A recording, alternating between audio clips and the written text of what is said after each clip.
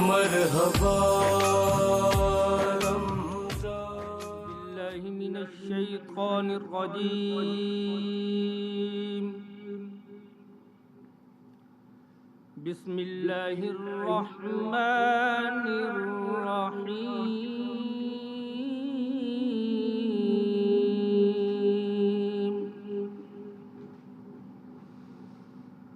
شہر رمضان الذی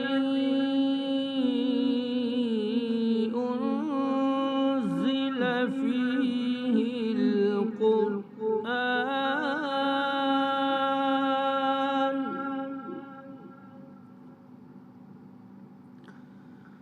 فیہ القرآن ھدی للناس وبینات من الہدی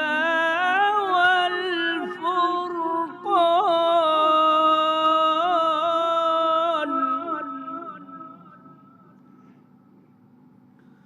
فمن شہد منکم الشہر فلیصم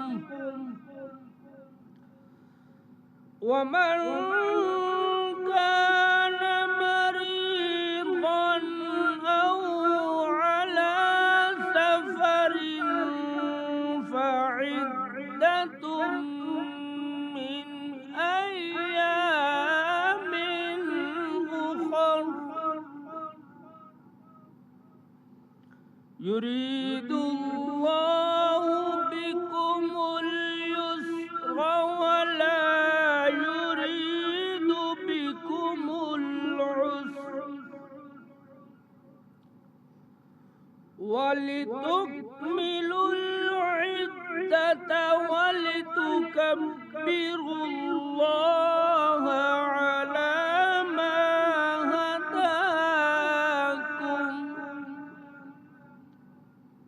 على ما هداكم ولعلكم تشكرون صدق اللہ العلی العظیم۔ خدا کے نام سے آغاز ہے جو بڑا مہربان اور نہایت رحم والا ہے۔ روزوں کا مہینہ رمضان ہے جس میں قرآن نازل کیا گیا، جو لوگوں کا رہنما ہے اور اس میں رہنمائی اور حق و باطل کے درمیان تمیز کی روشن نشانیاں ہیں۔ مسلمانوں، تم میں سے جو شخص اس مہینے میں اپنی جگہ پر ہو تو اس کو چاہیے کہ روزہ رکھے، اور جو شخص بیمار ہو یا سفر میں ہو تو ان دنوں میں روزے کی گنتی پوری کر لے۔ خدا تمہارے ساتھ آسانی کرنا چاہتا ہے اور تمہارے ساتھ سختی نہیں چاہتا، اس لیے ایسا حکم دیا تاکہ تم روزوں کی گنتی پوری کرو، تاکہ خدا نے جو تم کو راہ پر لگایا ہے اس نعمت کی اس کی بڑائی کرو، تاکہ تم شکر گزار بن سکو۔ وآخر دعوانا ان الحمدللہ رب العالمین۔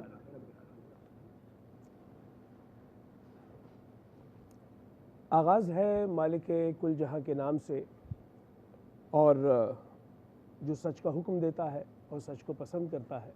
سلامتی ہو ذوات مقدسہ پہ، درود و سلام ہو معراج ادب ختمی مرتبت حضور پرنور حضرت محمد مصطفیٰ صلی اللہ علیہ وآلہ وسلم پر، اور آپ کے محفوظ و معصوم عن الخطا خانوادے پر۔ میں زانو ادب طے کرتا ہوں نفوس قدسیہ کے سامنے جو مثل ستارہ روشن مینارہ ہے مومنین کے لیے، یعنی صحابہ کرام رضوان اللہ علیہم اجمعین، میں نوکر صحابہ کا جو خادم ہے پنجدن پاک کے۔ میں سلام اور انتہائی عقیدت کی نگاہ سے ان مزارات اور ان روضوں کی جانب دیکھتا ہوں جہاں پر صاحبان روضہ اور صاحبان مزار جا بجا کرز پر فیض عام جاری کیے ہوئے ہیں۔ درود بھیجئے، ثواب ملے گا، اور سلام بھیجئے، انشاءاللہ جواب ملے گا۔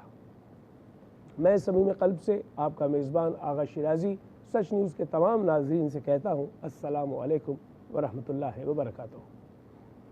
آج کا یہ خصوصی پروگرام جو مرحبا رمضان کا ایک حصہ کہلاتا ہے، مرحبا سحر، اس میں ہم اس روز میں داخل ہو رہے ہیں، شب سے اس روز کی طرف سفر کر رہے ہیں۔ ہماری یہ خوش قسمتی ہے کہ ہم اس مرحبا سحر میں ہمارے پاس یہ موقع ہوتا ہے کہ ہم شب سے اور یوم میں داخل ہو رہے ہوتے ہیں۔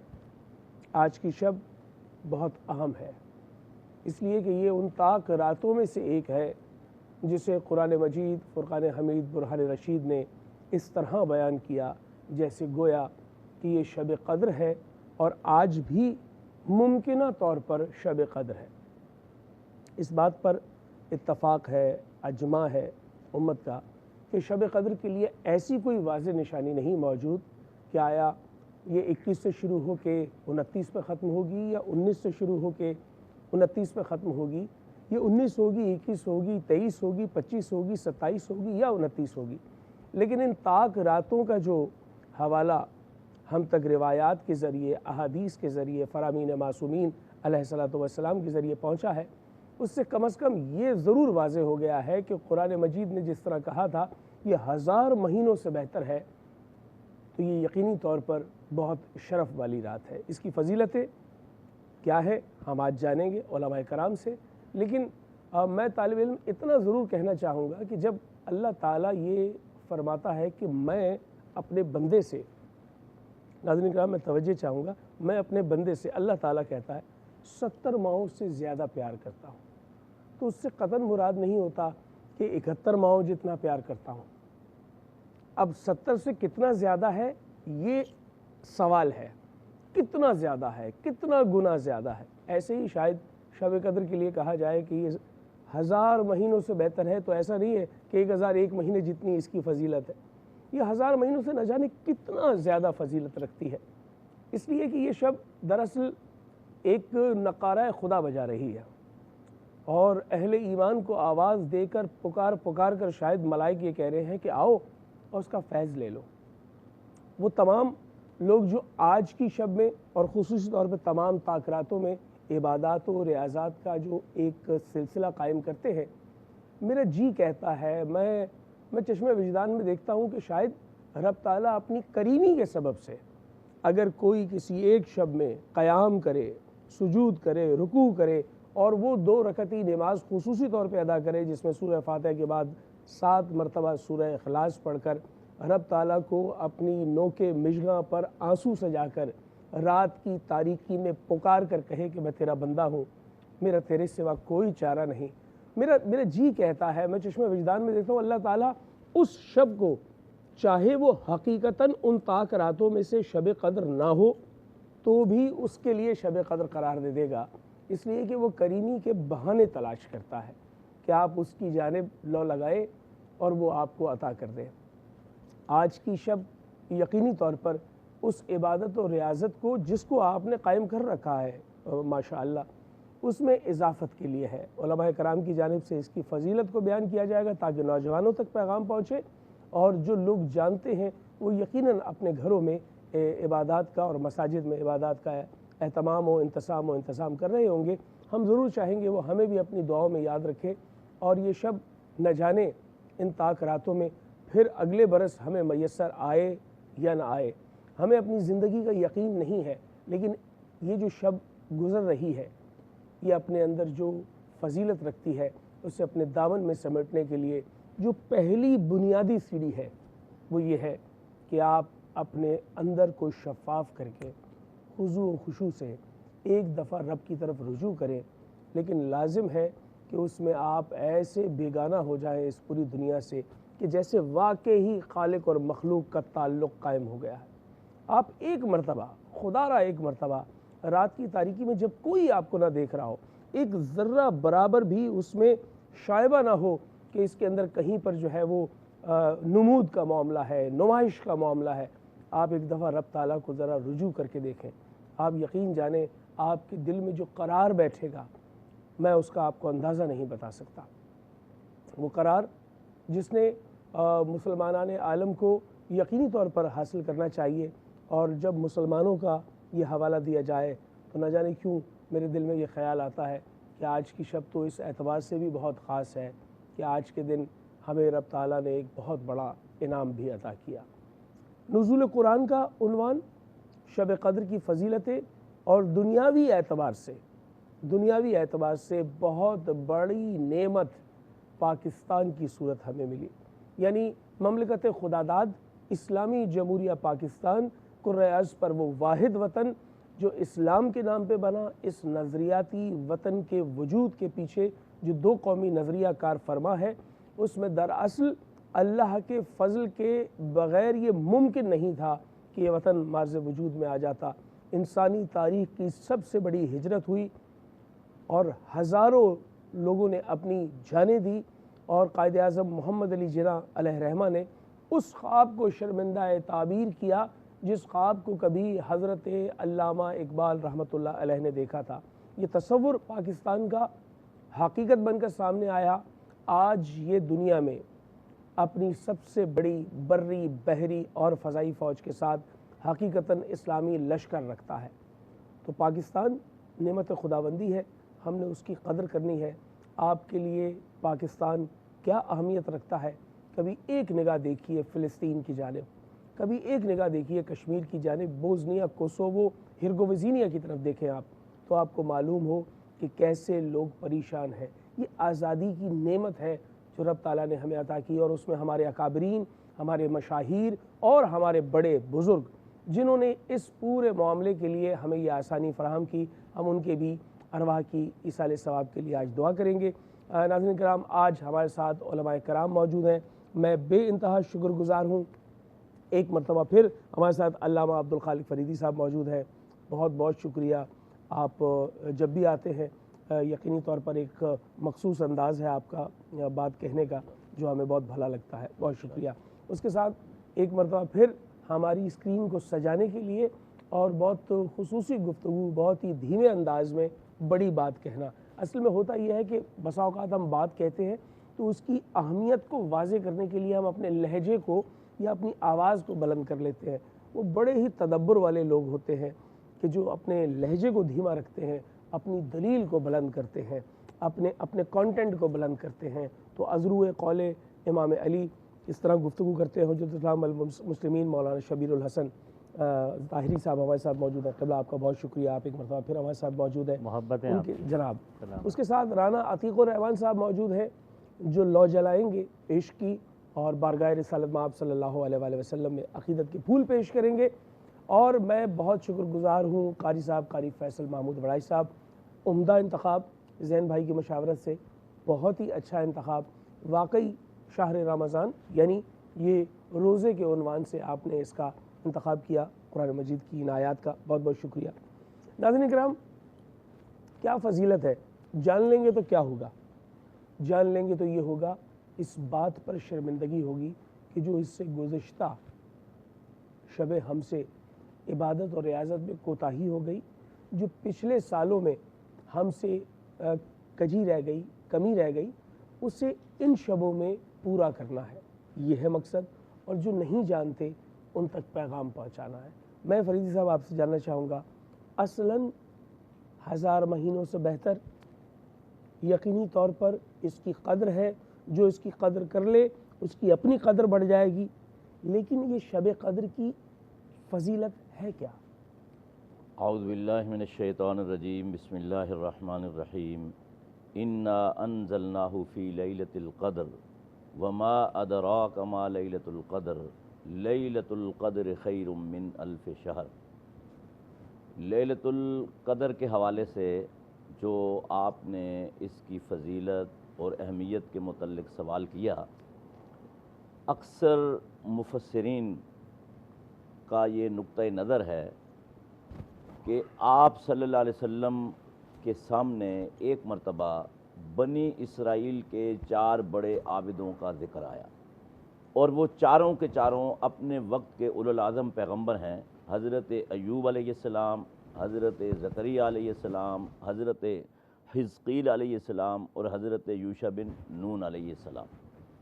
کہ ان 4 عابدوں نے 80 سال تک، 80 برس تک بغیر کوئی وقفہ لیے اللہ تعالیٰ کی مسلسل عبادت کی، اور اس میں کوئی وقفہ نہیں لیا۔ تو صحابہ کرام رضوان اللہ علیہم مجمعین نے جب یہ بات سنی تو ان کو تعجب ہوا، اس اعتبار سے بھی کہ یہ جو امت ہے اس میں جو عمروں کا تناسب ہے وہ سابقہ امتوں کے مقابلے میں بہت کم ہے۔ ہاں، وہ ہزار سال کی جی ہاں، عمریں، یعنی اور 1000 سال تو ان کی تبلیغ تھی، حضرت اللہ نوح علیہ السلام کی تبلیغ 950 سال ہے۔ یعنی یہاں پہ انصاف کے تقاضے پر ایک انگلی اٹھتی ہے نا کہ جناب ہمیں زندگی کم ملی تو ہم کیا کریں؟ ہزاروں، جی۔ یعنی ہزاروں برس، ہزار نہیں ہزاروں برس۔ تو صحابہ کرام کو بڑا تعجب ہوا، تو اللہ رب العالمین نے ایک رات ایسی دے دی جو کہ 80 برس سے کہیں آگے، یعنی 83 برس 4 مہینے کی عبادت سے بالکل، زیادہ 1000 افضل مہینے ہے۔ کا حساب یہی ہے۔ ابھی آپ ذکر کر رہے تھے کہ اللہ رب العالمین 70 ماہوں سے زیادہ پیار کرتا ہے، لیکن یہ تو ایک مثال ہے، مثال ہے انسان کو وگرنہ سمجھانے کے لیے۔ یہ 1000 مہینے بھی ہیں۔ ہاں، اور پھر اس کے علاوہ ایک حدیث قدسی آتی ہے کہ اللہ رب العالمین فرماتا ہے کہ میرے بندے تو آسمان کے آفاق تک، کناروں تک گناہ بھر کر میرے پاس لائے اور مجھ سے معافی مانگے اور میں تجھے بخش دوں، ولا ابالی، اور مجھے اس کی کوئی پرواہ نہیں ہے۔ اور واہ۔ قرآن مجید میں ایک آیت بھی موجود ہے کہ جن لوگوں نے اپنے اوپر ظلم کر لیا، یعنی گناہ کر لیے، تو وہ مایوس نہ ہوں۔ قل یا عبادی الذین اسرفوا علی انفسہم لا تقنطوا من رحمت اللہ، اللہ، کہ اللہ کی رحمت سے مایوس نہیں ہوں، کیونکہ اللہ تمام گناہوں کو معاف کرنے والا ہے۔ واہ، اور یہ جو لیلۃ القدر کی عبادت ہے، جی، اس عبادت کی وجہ بھی یہی ہے کہ آپ صلی اللہ علیہ وسلم نے فرمایا من قام لیلۃ القدر ایمانا واحتسابا غفر له ما تقدم من ذنبہ، کہ جو ایمان کی حالت میں اور احتساب کو سامنے رکھتے ہوئے لیلۃ القدر کو عبادت کرے تو اس کے تمام گناہ معاف ہو جاتے ہیں۔ ماشاءاللہ۔ اب وہ 70 برس کے ہوں، 60 کے ہوں، جتنے بھی ہوں،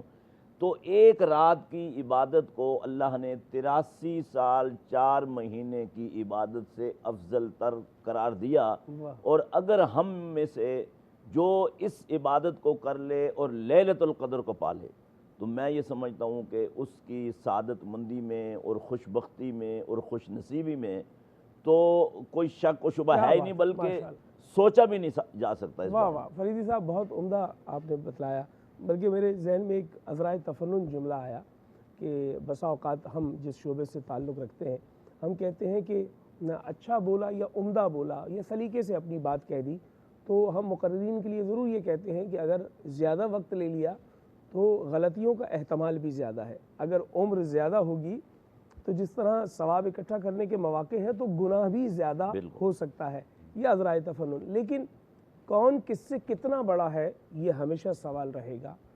زمین کرۂ ارض سے سورج بڑا ہے، کتنا بڑا ہے؟ 2 گنا نہیں ہے، 1.5 گنا نہیں ہے، کئی ہزار گنا بڑا ہے۔ تو گویا یہ جو بڑا ہونا یا فضیلت ہے، اس میں یہ پیمانہ نہیں ہوگا کہ گنتی کا اگلا عدد استعمال کرنا ہے، اس میں کئی گنا بھی ہو سکتا ہے۔ اور رب تعالیٰ سمجھانے کے واسطے کہتا ہے 1000 مہینے، رب تعالیٰ سمجھانے کے واسطے کہتا ہے کہ 70 ماہوں سے زائد۔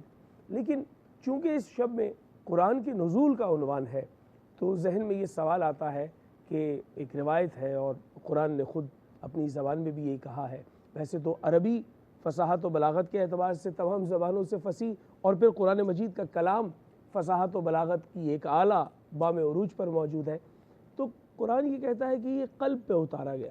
ذہن میں سوال آتا ہے نوجوانوں کے اور وہ جاننا چاہتے ہیں۔ طاہری صاحب آپ سے جاننا چاہیں گے، قبلہ علامہ صاحب، قلب پہ کیوں اترا یہ قرآن؟ ذہن کی یہ صلاحیت ہے کہ میں جو کہہ رہا ہوں وہ مجھے میرے حافظے میں محفوظ ہے، اور ذہن ہی یعنی دماغ ہی اسی کے ماتحت ہے تمام جو ہے وہ آپ کے جسم کے اعضاء، تو آپ چیزوں کو محفوظ بنا لیتے ہیں۔ تو ذہن پر کیوں نہیں اترا، دماغ پر کیوں نہیں اترا، قلب پہ کیوں اترا، قلب اطہر پہ؟ بہت ہی بہترین سوال ہے آپ کا کہ قرآن مجید جو ہے وہ پیغمبر گرامی کے قلب پر اترا ہے، یعنی اس کا مکان و محل نزول جو ہے وہ قلب رسول اعظم ہے۔ جی، نبی مکرم کا قلب مبارک ہے کہ جہاں یہ قرآن مجید نازل ہوا ہے؟ سب سے پہلے تو یہ ہے کہ یہ قرآن اگر پیغمبر کے قلب پہ نہ اترتا، کہیں اور اترتا تو کیا ہوتا؟ قرآن مجید خود کہتا ہے لو انزلنا ھذا القرآن علی جبل لرأیتہ خاشعا متصدعا من خشیۃ اللہ۔ واہ واہ واہ واہ واہ، اللہ کہتا ہے کہ اگر ہم اس قرآن کو لو انزلنا ھذا القرآن علی جبل، اگر ہم اس قرآن کو پہاڑ پر نازل کرتے تو آپ دیکھتے اور آپ مشاہدہ کرتے کہ وہ پہاڑ ریزے ریزے ہو جاتے۔ اللہ، یعنی قرآن مجید وہ متحمل نہیں تھے، وہ قرآن مجید کا تحمل کرنے کی ان میں قوت و طاقت نہیں تھی۔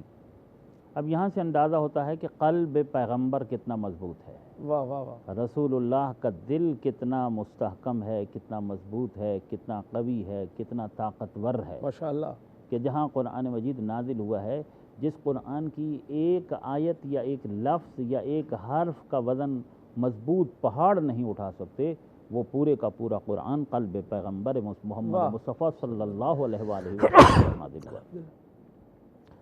جب رسول اللہ کے دل پر، اچھا رسول اللہ کے دل پر قرآن نازل ہوا ہے، دل ہے نا، دل، قلب ایک لفظ استعمال ہوتا ہے قلب، اس سے مراد اگر ہم یہ لیں، میڈیکل سائنس سے اگر پوچھیں گے کہ قلب سے کیا مراد ہے، تو ہمارے سینے کے اندر ایک وہ دل، وہ شے کہ جو پمپنگ کرتی ہے اور پورے جسم کو جو خون پہنچاتی ہے، فشار خون کو جو ہے وہ خون، کنٹرول، تو وہ مراد ہوگا۔ لیکن جب ہم قرآن مجید کی طرف، احادیث پیغمبر کی طرف، ارشادات معصومین کی طرف رجوع کریں گے اور علمی دنیا میں جا کر ہم اس کی تحقیق کریں گے کہ قلب سے کیا مراد ہے، تو پھر قلب سے مراد ایک معنوی شے ہے، قلب سے مراد یہ دل نہیں ہے۔ قلب ایک معنوی حالت ہے، ایک معنوی کیفیت ہے جس کو بیان کیا گیا ہے، بلکہ کبھی کبھی انسان کی کل انسانیت کا احاطہ لفظ قلب سے کیا جاتا ہے، یعنی کل کا کل انسان جو ہے اپنے پورے سرمایہ انسانیت کے ساتھ اگر اس کو بیان کیا جائے تو اس کے لیے لفظ قلب استعمال ہوگا۔ واہ، اس میں دماغ بھی آ جاتا ہے، اس میں ذہن بھی آ جاتا ہے، اس میں حافظہ بھی آ جاتا ہے، اس میں اس کی بصارت بھی آ جاتی ہے، اس میں اس کی بصیرت بھی آ جاتی ہے، یعنی ساری اس میں اس کی سماعت بھی آ جاتی تمام ہے، صلاحیتیں اس میں اس کی عقل بھی آ جاتی ہے، اس میں اس کا فہم بھی آ جاتا ہے، اس میں اس کا ادراک بھی آ جاتا ہے، اس کے اندر یہ تمام چیزیں آ جاتی ہیں، تو قلب ان تمام چیزوں کا احاطہ کرتا ہے۔ یعنی قلب پیغمبر مضبوط ہے، اس کا کیا مطلب ہے کہ پیغمبر سماعت کے اعتبار سے بھی مضبوط ہیں، پیغمبر بصارت کے اعتبار سے بھی مضبوط ہیں، پیغمبر حافظے کے اعتبار سے بھی مضبوط ہیں، پیغمبر یاداشت کے اعتبار سے بھی مضبوط ہیں، یعنی ہر اعتبار سے پیغمبر کے اندر مضبوطی ہی مضبوطی پائی جاتی ہے۔ اور اس قرآن مجید کا تحمل صرف ذات پیغمبر ہی کر سکتی تھی، رسول اعظم ہی کر سکتے تھے، اس کے علاوہ دنیا میں اور کوئی چیز اس لائق نہیں تھی کہ جہاں یہ قرآن مجید نازل ہوتا۔ کیونکہ قرآن مجید نازل ہوا، کیا نازل ہوا؟ قرآن مجید جو نازل ہوا ہے تو کیا محض کچھ اوراق نازل ہوئے ہیں، کچھ الفاظ نازل ہوئے ہیں، کچھ کلمات اور کچھ جملات نازل ہوئے ہیں، کچھ عبارتیں نازل ہوئی ہیں؟ کیا نازل ہوا ہے؟ قرآن مجید میں پروردگار عالم نے جو نازل کیا ہے، قرآن ہے کیا؟ کیا ہے قرآن؟ ننزل من القرآن ما هو شفاء ورحمۃ للمؤمنین ولا یزید الظالمین الا خسارا۔ تو قرآن مجید کے اندر شفا ہے اور رحمت ہے مؤمنین کے لیے۔ قرآن کے نزول کا مقصد کیا ہے؟ کا شہر رمضان الذی انزل فیہ القرآن ھدی للناس، رمضان کے جس میں قرآن نازل کیا گیا، کیوں نازل کیا گیا؟ ھدی للناس، لوگوں کی ہدایت کے لیے۔ کیا بات، قرآن کے نزول کا مقصد لوگوں کی ہدایت ہے۔ قرآن مجید اپنی آیات میں کئی ایک مقامات پر اپنے مقصد نزول کو بیان کر رہا ہے کہ یہ نازل کس لیے ہوا ہے، لوگوں کی ہدایت کے لیے نازل ہوا ہے۔ اسی سورہ مبارکہ بقرہ کے آغاز میں قرآن مجید اپنے ہادی ہونے کا یوں اعلان کرتا ہے، الف لام میم ذالک الکتاب لا ریب فیہ ھدی للمتقین، یہ قرآن کے جس میں کسی قسم کا کوئی ریب نہیں ہے اور کوئی شک نہیں ہے، ھدی للمتقین، یہ ہدایت ہے متقین کے لیے۔ وہاں ھدی للناس کہا ہے، یہاں ھدی للمتقین کہا، وہاں بھی ہادی ہونے کا اعلان کیا ہے، یہاں پر بھی ہادی ہونے کا اعلان کیا ہے۔ تو قرآن مجید سامان ہدایت لے کر اترا ہے، یعنی سامان سعادت لے کر اترا ہے، یعنی انسان کی انسانیت کو محفوظ کرنے کا سامان لے کر اترا ہے۔ یعنی اس قرآن مجید کے اندر کیا ہے اس قرآن مجید کے اندر محاسن انسانی، مناقب انسانی، خصائل انسانی، اوصاف انسانی، محابد انسانی اور کمالات انسانی کی حفاظت کا سامان ہے۔ کیا بات! در حقیقت اصل میں پروردگار عالم نے انسان کی فطرت کے اندر سرمایہ انسانیت رکھا ہے، اور انسان کے لیے خوبی ہی خوبی ہے۔ لقد خلقنا الانسان فی احسن تقویم، پروردگار عالم نے انسان کو احسن تقویم پر خلق کیا ہے۔ تو جسے احسن تقویم پر خلق کیا ہے، بنیادی طور پر اس کی فطرت میں سب خوبیاں رکھی ہیں، سب اچھائیاں رکھی ہیں، سب بھلائیاں رکھی ہیں۔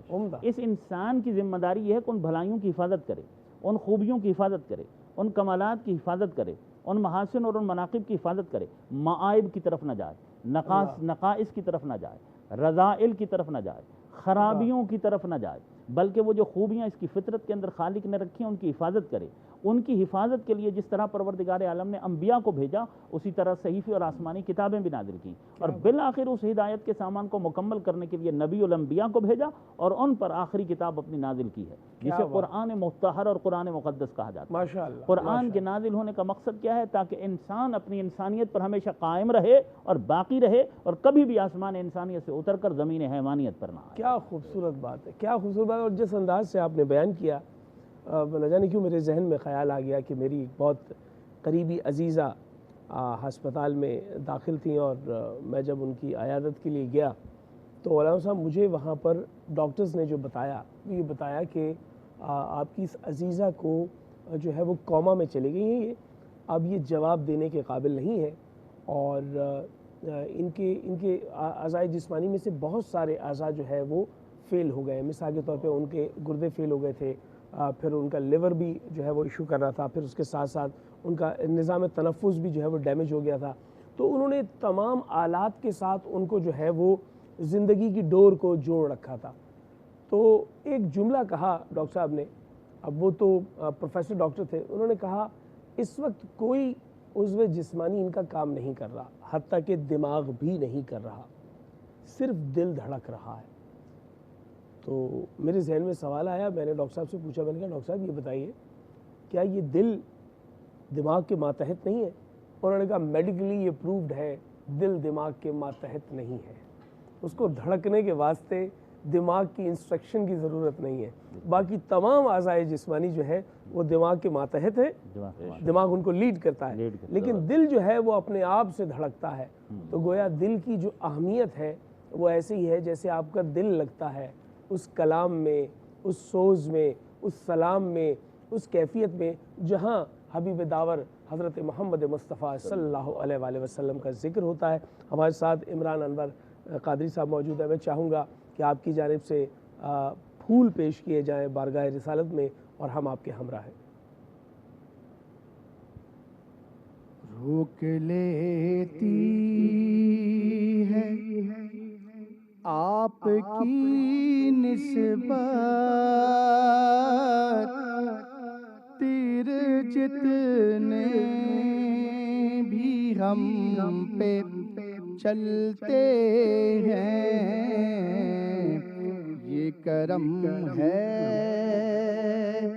حضور کا ہم پر، آنے والے عذاب ٹلتے ہیں۔ اب ہمیں کیا کوئی گرائے گا، ہر سہارا گلے لگائے گا۔ ہم نے خود کو گرا دیا ہے وہاں، ہم نے خود کو گرا دیا ہے وہاں، ہم نے خود کو گرا دیا ہے وہاں، گرنے والے جہاں سنبھلتے ہیں، اور وہی بھرتے ہیں جھولیاں سب کی، وہ سمجھتے ہیں بولیاں سب کی آؤ بازار مصطفیٰ میں چلیں، کھوٹے سکے وہیں پہ چلتے ہیں، آؤ بازار مصطفیٰ کو چلیں، کھوٹے سکے وہیں پہ چلتے ہیں۔ اور ماشاءاللہ یہ تو ہر کوئی جانتا ہے کہ سرکار کی بارگاہ میں الحمدللہ وہ ان کی سنی جاتی ہے جن کی کوئی دنیا میں کہیں سنی نہیں جاتی۔ تو شاعر آخر میں کہہ رہے ہیں، اب ہمیں کیا کوئی گرائے گا، ہر سہارا گلے لگائے گا، ہم نے خود کو گرا دیا ہے وہاں، گرنے والے جہاں سنبھلتے ہیں، روک لیتی ہے آپ کی نسبت تیر جتنے بھی ہم پہ چلتے ہیں۔ کیا بات ہے عمران انوار قادری صاحب، آپ نے ایک کیفیت بنا دی ہے، ماشاءاللہ، آپ سلامت رہیں۔ اور یہ جو پاکستان کا قومی پرچم ہے، دراصل اس کی جو سبز رنگ کی علامت ہے وہ بھی گنبد خضرا سے مستعار ہے، اور پھر اس کے بعد یہ جو 5 ستاروں والا ستارہ آپ کو نظر آتا ہے پرچم میں، یہ بھی ارکان اسلام کی اور پنجتن پاک کی نمائندگی کرتا ہے۔ یہ چاند جو ہے وہ تاریخ اسلامی کا جو ایک بنیاد ہے چاند کے ساتھ جڑا ہوا، یہ اس کا حوالہ دیتا ہے۔ اور پھر اس کے بعد یہ پوری مجموعی طور پر اسلامی ریاست، نظریہ اسلام پر وجود میں آنے والی واحد ریاست، جس کا قیام بھی اسی شب کے آس پاس قریب میں جو ہے وہ عمل میں آیا۔ تو آج ہم پاکستان، یوم پاکستان کے عنوان سے بھی بات کریں گے۔ فریدی صاحب، میں جاننا چاہوں گا یہ بر صغیر پاک و ہند میں ایک الگ وطن کی ضرورت کیا تھی، اور دو قومی نظریے کی اساس کیا ہے، اور یہ پاکستان کا مطلب کیا، لا الہ الا اللہ، اس سے کیا مراد ہے؟ اعوذ باللہ من الشیطان الرجیم، بسم اللہ الرحمن الرحیم۔ من المؤمنین رجال صدقوا ما عاہدوا اللہ علیہ فمنہم من قضى نہبہ ومنہم من ينتظر وما بدلوا تبدیلا۔ میں یہ سمجھتا ہوں کہ بر صغیر میں جو تحریک قیام پاکستان کے لیے چلی، اور جسے ہم تحریک پاکستان کہتے ہیں، دنیا کی جتنی بھی قربانیوں کی تحریکیں ہیں، شاید یہ تحریک ان تمام تحریکوں پر حاوی ہے۔ واہ واہ۔ اور آپ نے تھوڑی دیر پہلے علامہ اقبال رحمۃ اللہ علیہ کا ذکر کیا۔ علامہ اقبال رحمۃ اللہ علیہ سے پہلے بر صغیر میں جو مسلمانوں پر مظالم تھے اور ان کے حقوق غصب کیے جا چکے تھے فرنگی استعمار کی طرف سے، تو اکثر و بیشتر جو ہمارے رہنما تھے، قائدین تھے، وہ ان حقوق کی بحالی کا بحیثیت اقلیت مطالبہ کرتے تھے۔ واہ، یعنی مطالبے کا فرق دیکھیں۔ جی، لیکن علامہ اقبال رحمۃ اللہ علیہ کے ذہن کو داد دینی چاہیے کہ پہلے علامہ اقبال رحمۃ اللہ علیہ نے فرمایا کہ جو کروڑوں کی تعداد میں ہوں وہ اقلیت کیسے ہو سکتے ہیں، وہ اکثریت ہیں۔ اور جن خطوں پر آج، جن علاقوں میں یہ پاکستان قائم ہے اور جن کو ہم پاکستان کہتے ہیں، جن صوبوں کو اور جن علاقوں کو، تو علامہ اقبال رحمۃ اللہ علیہ نے پہلے یہ سوچ اور فکر پیدا کی اور بتائی، جسے خواب کہا جاتا ہے، جسے ان کا تصور علامہ کہا اقبال جاتا ہے۔ رحمۃ اللہ علیہ کا خواب، بلکہ میں کہتا ہوں کہ علامہ اقبال رحمۃ اللہ علیہ کا خواب نہیں کہنا چاہیے، یہ پوری قوم کا خواب ہے، بلکہ امت مسلمہ کا خواب ہے۔ واہ واہ، جس کو تصور کے طور پہ پیش کر دیا۔ علامہ اقبال رحمۃ اللہ علیہ بنیادی طور پر ان کی جو سوچ اور فکر ہے، وہ ان کا جو مونوگرام ہے وہ شاہین ہے جی، اور جوش کردار ہے.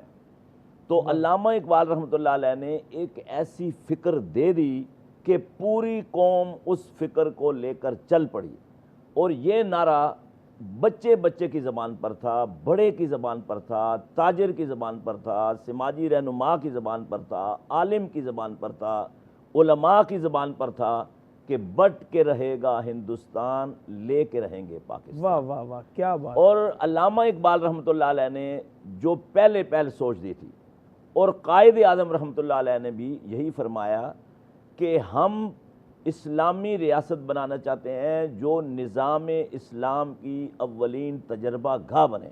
اور اس تجربہ گاہ کے لیے یہ نعرہ دیا گیا کہ پاکستان کا مطلب کیا، لا الہ الا اللہ، کہ پاکستان ایک ایسی ریاست ہوگی جس ریاست میں فرنگی استعمار کا حکم نہیں چلے گا، کسی سامراج کا حکم نہیں چلے گا، کسی طاقت اور قوت کا حکم نہیں چلے گا. وہاں حکم چلے گا تو صرف اللہ کا.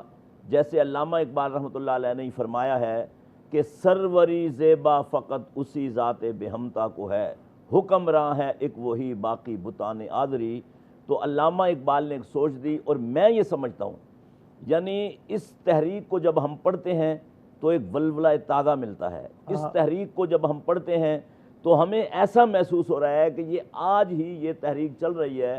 اور میں یہ سمجھتا ہوں کہ 20-25 لاکھ مقدس انسانوں کا جو لہو ہے، جو اس ریاست کے قیام اور اس کے بنانے کے لیے، اس کے معرض وجود میں لانے کے لیے بہا ہے، اس کی مثال دنیا میں نہیں ہے.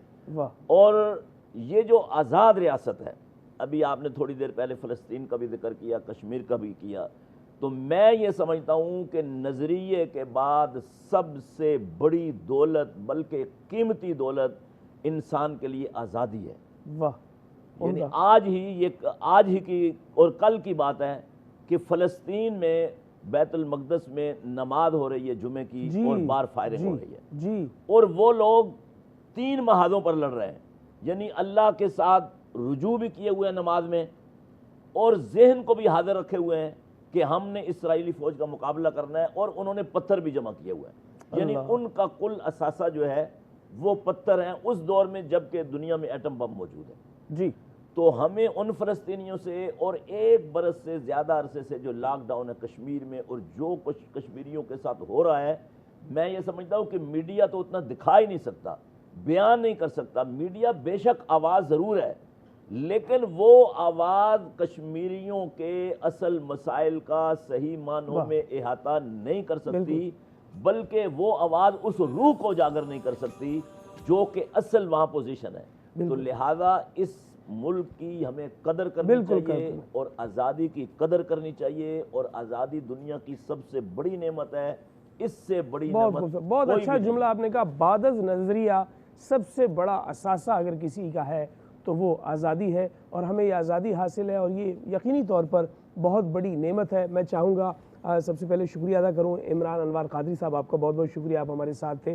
اور ہمارے ساتھ رانا عتیق الرحمان صاحب موجود ہیں. میں چاہوں گا 2 اشعار بارگاہ رسالت مآب میں عشق کے عنوان سے آپ کے پیش ہوں. اور ہم شکریہ ادا کرتے ہیں ان تمام مشاہیر کا، ان تمام ہمارے اکابرین کا جن کے سبب سے ہمیں یہ آزادی ملی، اور بے شک یہ اللہ کے فضل سے ہے اور رحمت للعالمین کی رحمت سے ہے. جی تم اپنا دامن بچھا کے مانگو، حضور دیں گے، ضرور دیں گے.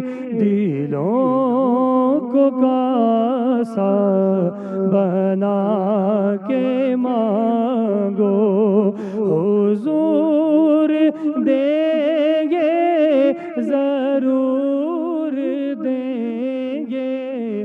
دلوں کو کاسا بنا.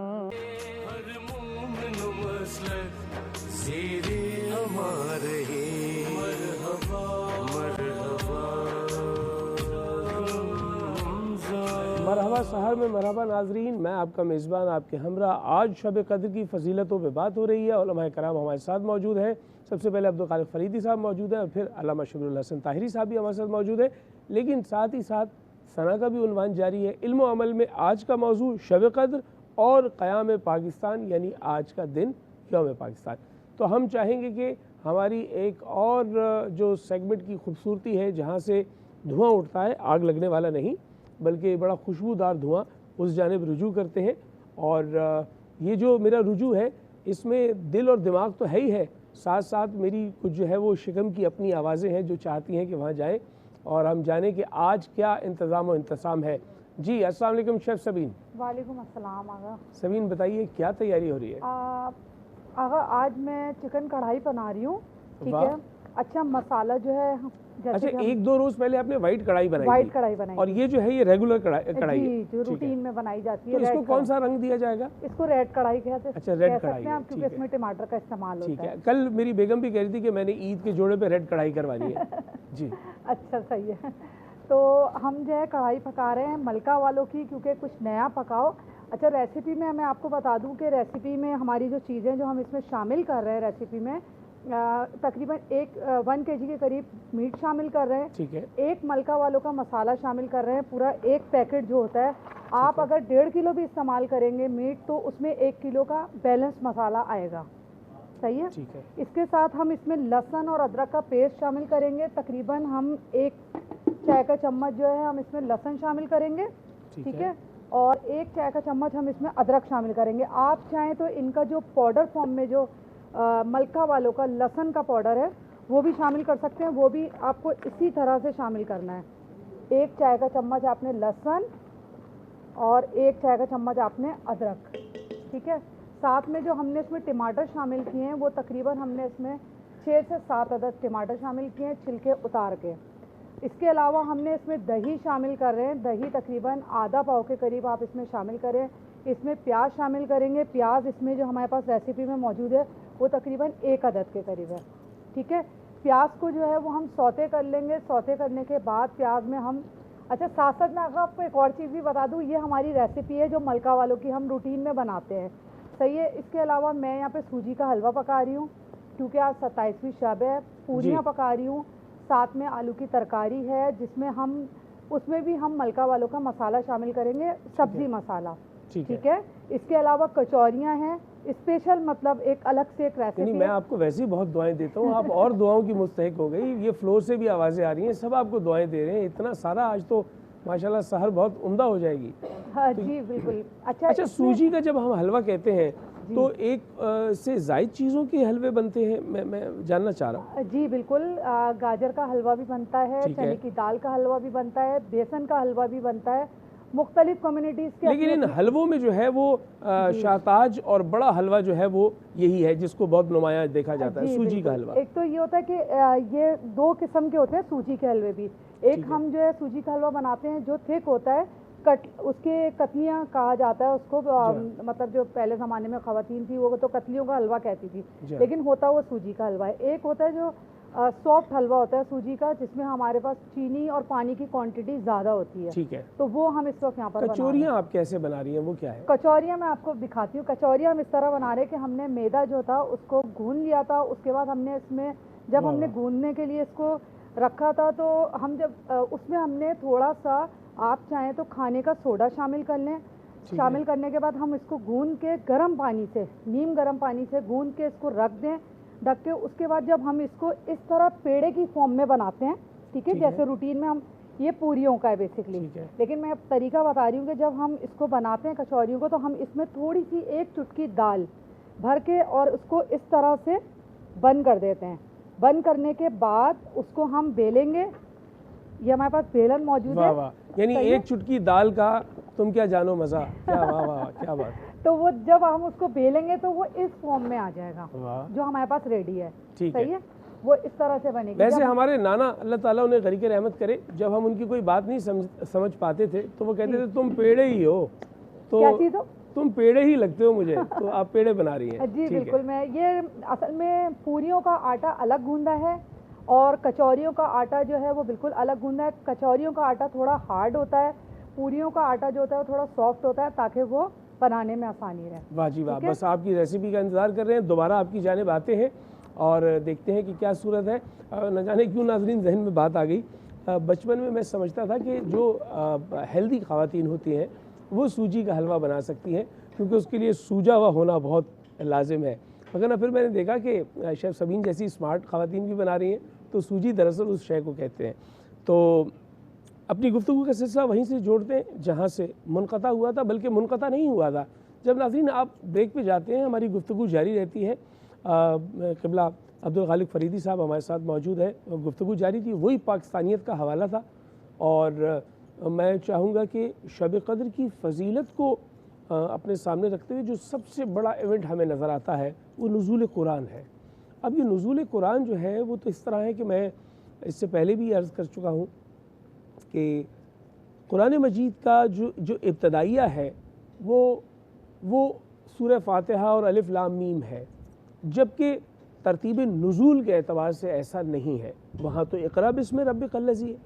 اسی طریقے سے جو قرآن مجید کا جو انتہا ہے وہ والناس پہ ہے، جبکہ آخری آیات جو نزول کے اعتبار سے ہیں وہ اس سے جدا گانہ ہے۔ تو یہ بتانے کا مقصد یہ ہے کہ قرآن کی دو ترتیبیں ہیں، ایک ترتیب نزول ہے اور ایک ترتیب توفیقی ہے۔ ترتیب توفیقی وہ ہے جو ہم نے اس کو ایک شکل میں صامت شکل میں آپ کے لیے جو ہے وہ تیار کر لیا، اور یقیناً اس میں بھی خدا کی فضل کے سوا یہ ہو نہیں سکتا تھا۔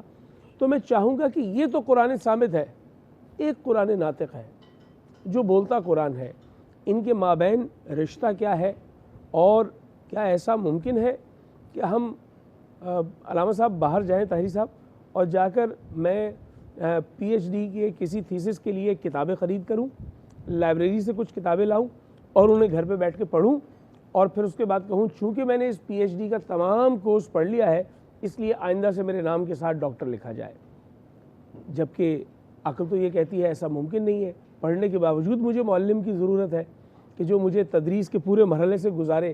تو کیا ہے قرآن صامت اور کیا ہے قرآن ناطق؟ سبحان اللہ، بہت بہترین اور بہت خوبصورت سوال ہے آپ کا۔ اصل میں جس طرح عرض کر چکے ہیں ہم کہ قرآن مجید جو ہے، قرآن مجید کو اگر ہم دیکھیں تو ایک تو قرآن مجید انسانوں کی ہدایت کے لیے نازل ہوا، پیغمبر اکرم پر نازل ہوا ہے، اور یہ صبح قیامت تک تمام انسانوں کی ہدایت کے لیے نازل ہے۔ بے شک، یعنی نصاب انسانیت کی کامل اور مکمل کتاب ہے، کسی قسم کی اس میں کوئی کمی نہیں ہے۔ یعنی بے شک، ہر انسان کی، ہر دور و دہر کے اور ہر زمان و مکان کے ہر انسان کی مہد سے لحد تک کی تمام علمی و فکری و تربیتی ضرورتوں کو قرآن مجید پورا کرتا ہے، کیونکہ خود قرآن مجید کہتے ہیں لا رتب ولا یابس الا فی کتاب مبین، کہ کائنات کا ایسا کوئی خشک و تر نہیں ہے کہ جو اس کتاب مبین میں موجود نہ ہو۔ واہ واہ۔ ویسے بھی جب قرآن اسٹڈی کرنے والوں اور قرآن پر ریسرچ کرنے والوں نے اور قرآن مجید کے علوم میں غوطہ زنی کرنے والوں نے جب غور و خوض کیا اور قرآن کی گہرائی و گہرائی میں جب وہ گئے، تو انجینئرز نے پڑھا تو ان کا یہ تو انجینئرنگ کی کتاب ہے، ڈاکٹروں نے پڑھا تو ان کا طب کی کتاب ہے، سائنسدانوں نے پڑھا تو اس میں تو ساری سائنس ہے۔ اتنی وسعت ہے مطالب میں اور معانی اور مفاہیم میں۔ جو جس علم و فن کہا، جس سبجیکٹ کا ماہر تھا، اس نے قرآن مجید کو اپنے رخ سے دیکھا، اس کی ضرورت پوری ہوتی چلی گئی، اور اس نے سمجھا کہ شاید قرآن مجید اسی چیز کی کتاب ہے، جبکہ قرآن مجید تو تمام علوم کا مجموعہ ہے، اور اس کے اندر تمام تر علوم اور معارف اور حقائق موجود ہیں جو انسانی معاشروں کی ضرورت پوری کرتے ہیں۔ یعنی کل انسانی معاشروں کی علمی و فکری و تربیتی ضرورتوں کو قرآن مجید پورا کرتا ہے۔ اگر کوئی شخص قرآن مجید کو سمجھ لے اور اس کا علم حاصل کر لے تو اسے پھر کسی اور طرف جانے کی ضرورت نہیں ہے، اس کی تمام علمی و عقلی و فکری و تربیتی ضرورتیں یہیں سے پوری ہو جاتی ہیں۔ تو اب سوال ایک پیدا ہوتا ہے کہ جب یہ قرآن مجید یہ کہتا ہے کہ لا رتب ولا یابس الا فی کتاب مبین، کہ کائنات کا ایسا کوئی خشک و تر نہیں ہے کہ جو اس کتاب مبین میں موجود نہ ہو، تو اس کا مطلب ہے کہ زمین کی تمام چیزیں اور زمین کے تمام علوم قرآن میں موجود ہیں، آسمان کے تمام علوم قرآن مجید کے اندر موجود ہیں، ملائکہ کے، انبیاء کے، جن و انس کے، جمادات کے، نباتات کے، حیوانات کے، موجودات کے، مخلوقات کے، ارض و سما کے، ہوا و فضا کے، دشت و صحرا کے، اور کل کی کل کائنات کے، کل عالم افلاق کے، کل آفاق کے، کل کائنات کے تمام تر علوم و معارف و حقائق اس قرآن مجید کے سینے کے اندر موجود ہیں۔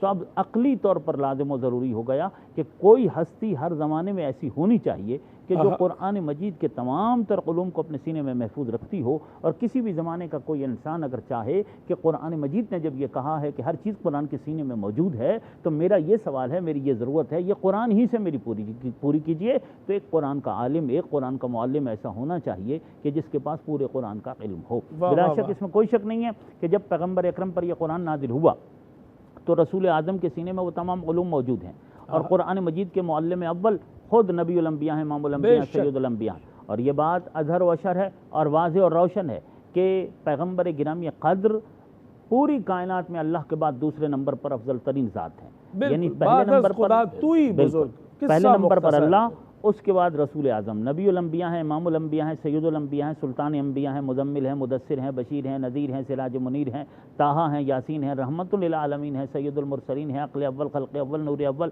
علم اول، وجود اول، وجہ تخلیق کون و مکان ہیں، باعث تخلیق ارض و سما ہیں، مصداق الاولاق لما خلقت الافلاق ہیں کہ اگر یہ نہ ہوتے تو کچھ بھی نہ ہوتا، نہ خالق زمین کا فرش بچھاتا، نہ آسمان کا شامیانہ لگاتا، نہ چاند کو چاندنی دیتا، نہ سورج کو روشنی دیتا، ہوا چلائی تو ان کے لیے، یہ ہوا، فضا، دشت، صحرا، بہتے ہوئے دریا، موجودات، مخلوقات اور کل کی کل کائنات، یہ افلاق پہ ستاروں کی سجاوٹ سب سرکار محمد مصطفیٰ صلی اللہ علیہ وآلہ وسلم کی نعل پاک کا صدقہ ہے۔ تو اس میں کوئی شک نہیں ہے کہ قرآن مجید کے معلم اول اور معلم کامل خود رسول اعظم ہے، لیکن عقلی طور پر نبی مکرم کے بعد بھی ایک ہستی کی ضرورت ہے، ایک تو ایسا ہونا چاہیے نا، کیونکہ دنیا میں بڑے بڑے مفتی، مفسر، قرآن کے عالم گزر گئے، لیکن ایسا کوئی عالم بھی کسی زمانے میں نہیں ہم دیکھتے کہ جو قرآن مجید، جو یہ کہہ سکے کہ میں قرآن مجید کے تمام علوم کو جس طرح قرآن کا دعویٰ ہے اس طرح میں جانتا ہوں، یا میں ہر سوال کا جواب قرآن سے پورا کر سکتا ہوں۔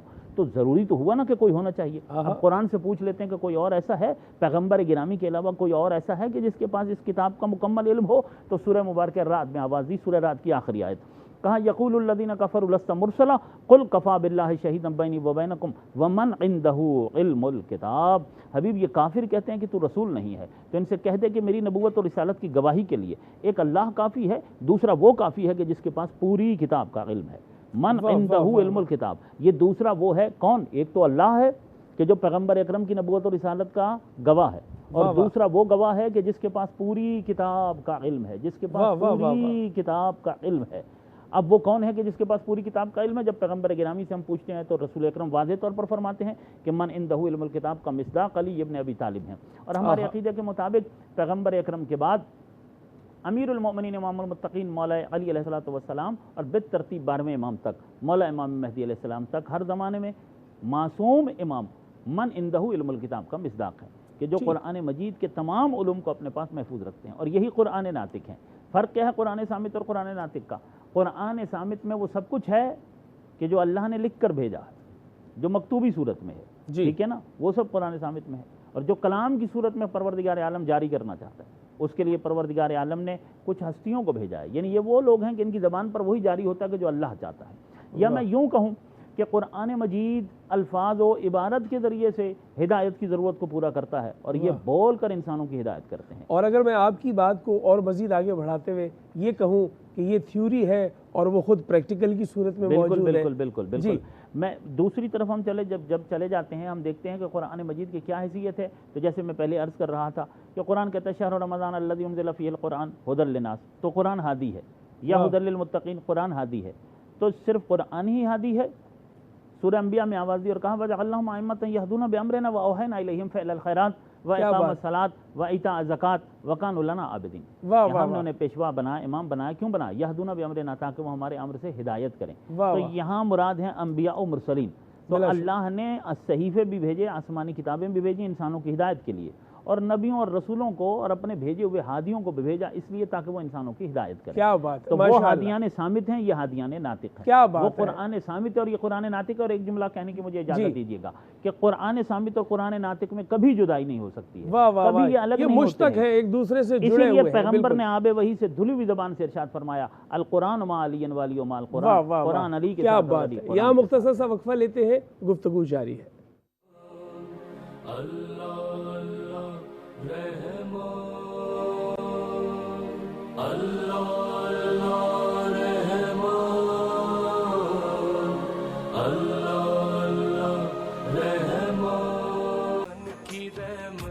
مہینہ رمضان ہے، قرآن کے اترنے کا مہینہ، مرحبا سحر میں مرحبا ناظرین، گفتگو جاری ہے، اور گفتگو دو بڑے खूबसूरत मकामात पे खड़ी है। जितनी देर हम ब्रेक पे रहे हैं, हम मोतरफ रहे। अल्लामा शबीरुल हसन ताहिरी साहब, क्या खूबसूरत अंदाज़ अपनाया आपने, क्या ही अच्छा आपने जो है पूरे कुल आलम का ज़िक्र किया, और फिर आपने उसका जो आप समझ लें कि उसकी पंच लाइन दी है कि ये सारा सदका नालैन मुबारक का है, और सरकार की नालैन का सदका ही है जो हम खा रहे हैं, और हमारे लिए बहुत बड़ी नेमत है, बहुत बड़ी खुशनसीबी है कि अम्बिया ये चाहें कि वो इस नबी के उम्मती हो जाएं। खुदा ने हमें उम्मत मुहम्मदिया में शुमार किया, ये बहुत बड़ी नेमत की बात है। तो हुजूर अकरम हज़रत मोहम्मद मुस्तफ़ा सल्लल्लाहु अलैहि वसल्लम में, उनकी बारगाह में फूल और अक़ीदत के फूल पेश करने के लिए हमारे साथ शकीला परवीन मौजूद हैं। मैं चाहूँगा कि आप बारगाह रिसालत माब में हाज़िरी दें और हम अपनी समातें शामिल करते हैं। अल्लाहुम्मा सल्ली अला सय्यिदना मौलाना मुहम्मदिन व बारिक वसल्लिम वसल्लु अलैहि। अब बहुत देर हुई, पास बुला लो मौला। अब बहुत देर हुई, पास बुला लो मौला। बिगड़ी हर बात मेरी आप बना दो मौला। आए अब बहुत देर हुई, पास बुला लो मौला। सब्ज़े गुंबद के नज़ारों को तरसती हूँ मैं। सब्ज़े गुंबद के नज़ारों को तरसती हूँ मैं। जलवा एक बार मुझे उनका दिखा दो मौला। बिगड़ी हर बात मेरी आप बना दो मौला। है अब बहुत देर हुई, पास बुला लो मौला। वक्त आखिर है, तड़पती हूँ ज़ियारत के लिए। वक्त आखिर है, तड़पती हूँ ज़ियारत के लिए। जलवा एक बार हमें उनका दिखा दो मौला। बिगड़ी हर बात मेरी आप बना दो मौला। अब बहुत देर हुई, पास बुला लो मौला। अब बहुत देर हुई, पास बुला लो मौला।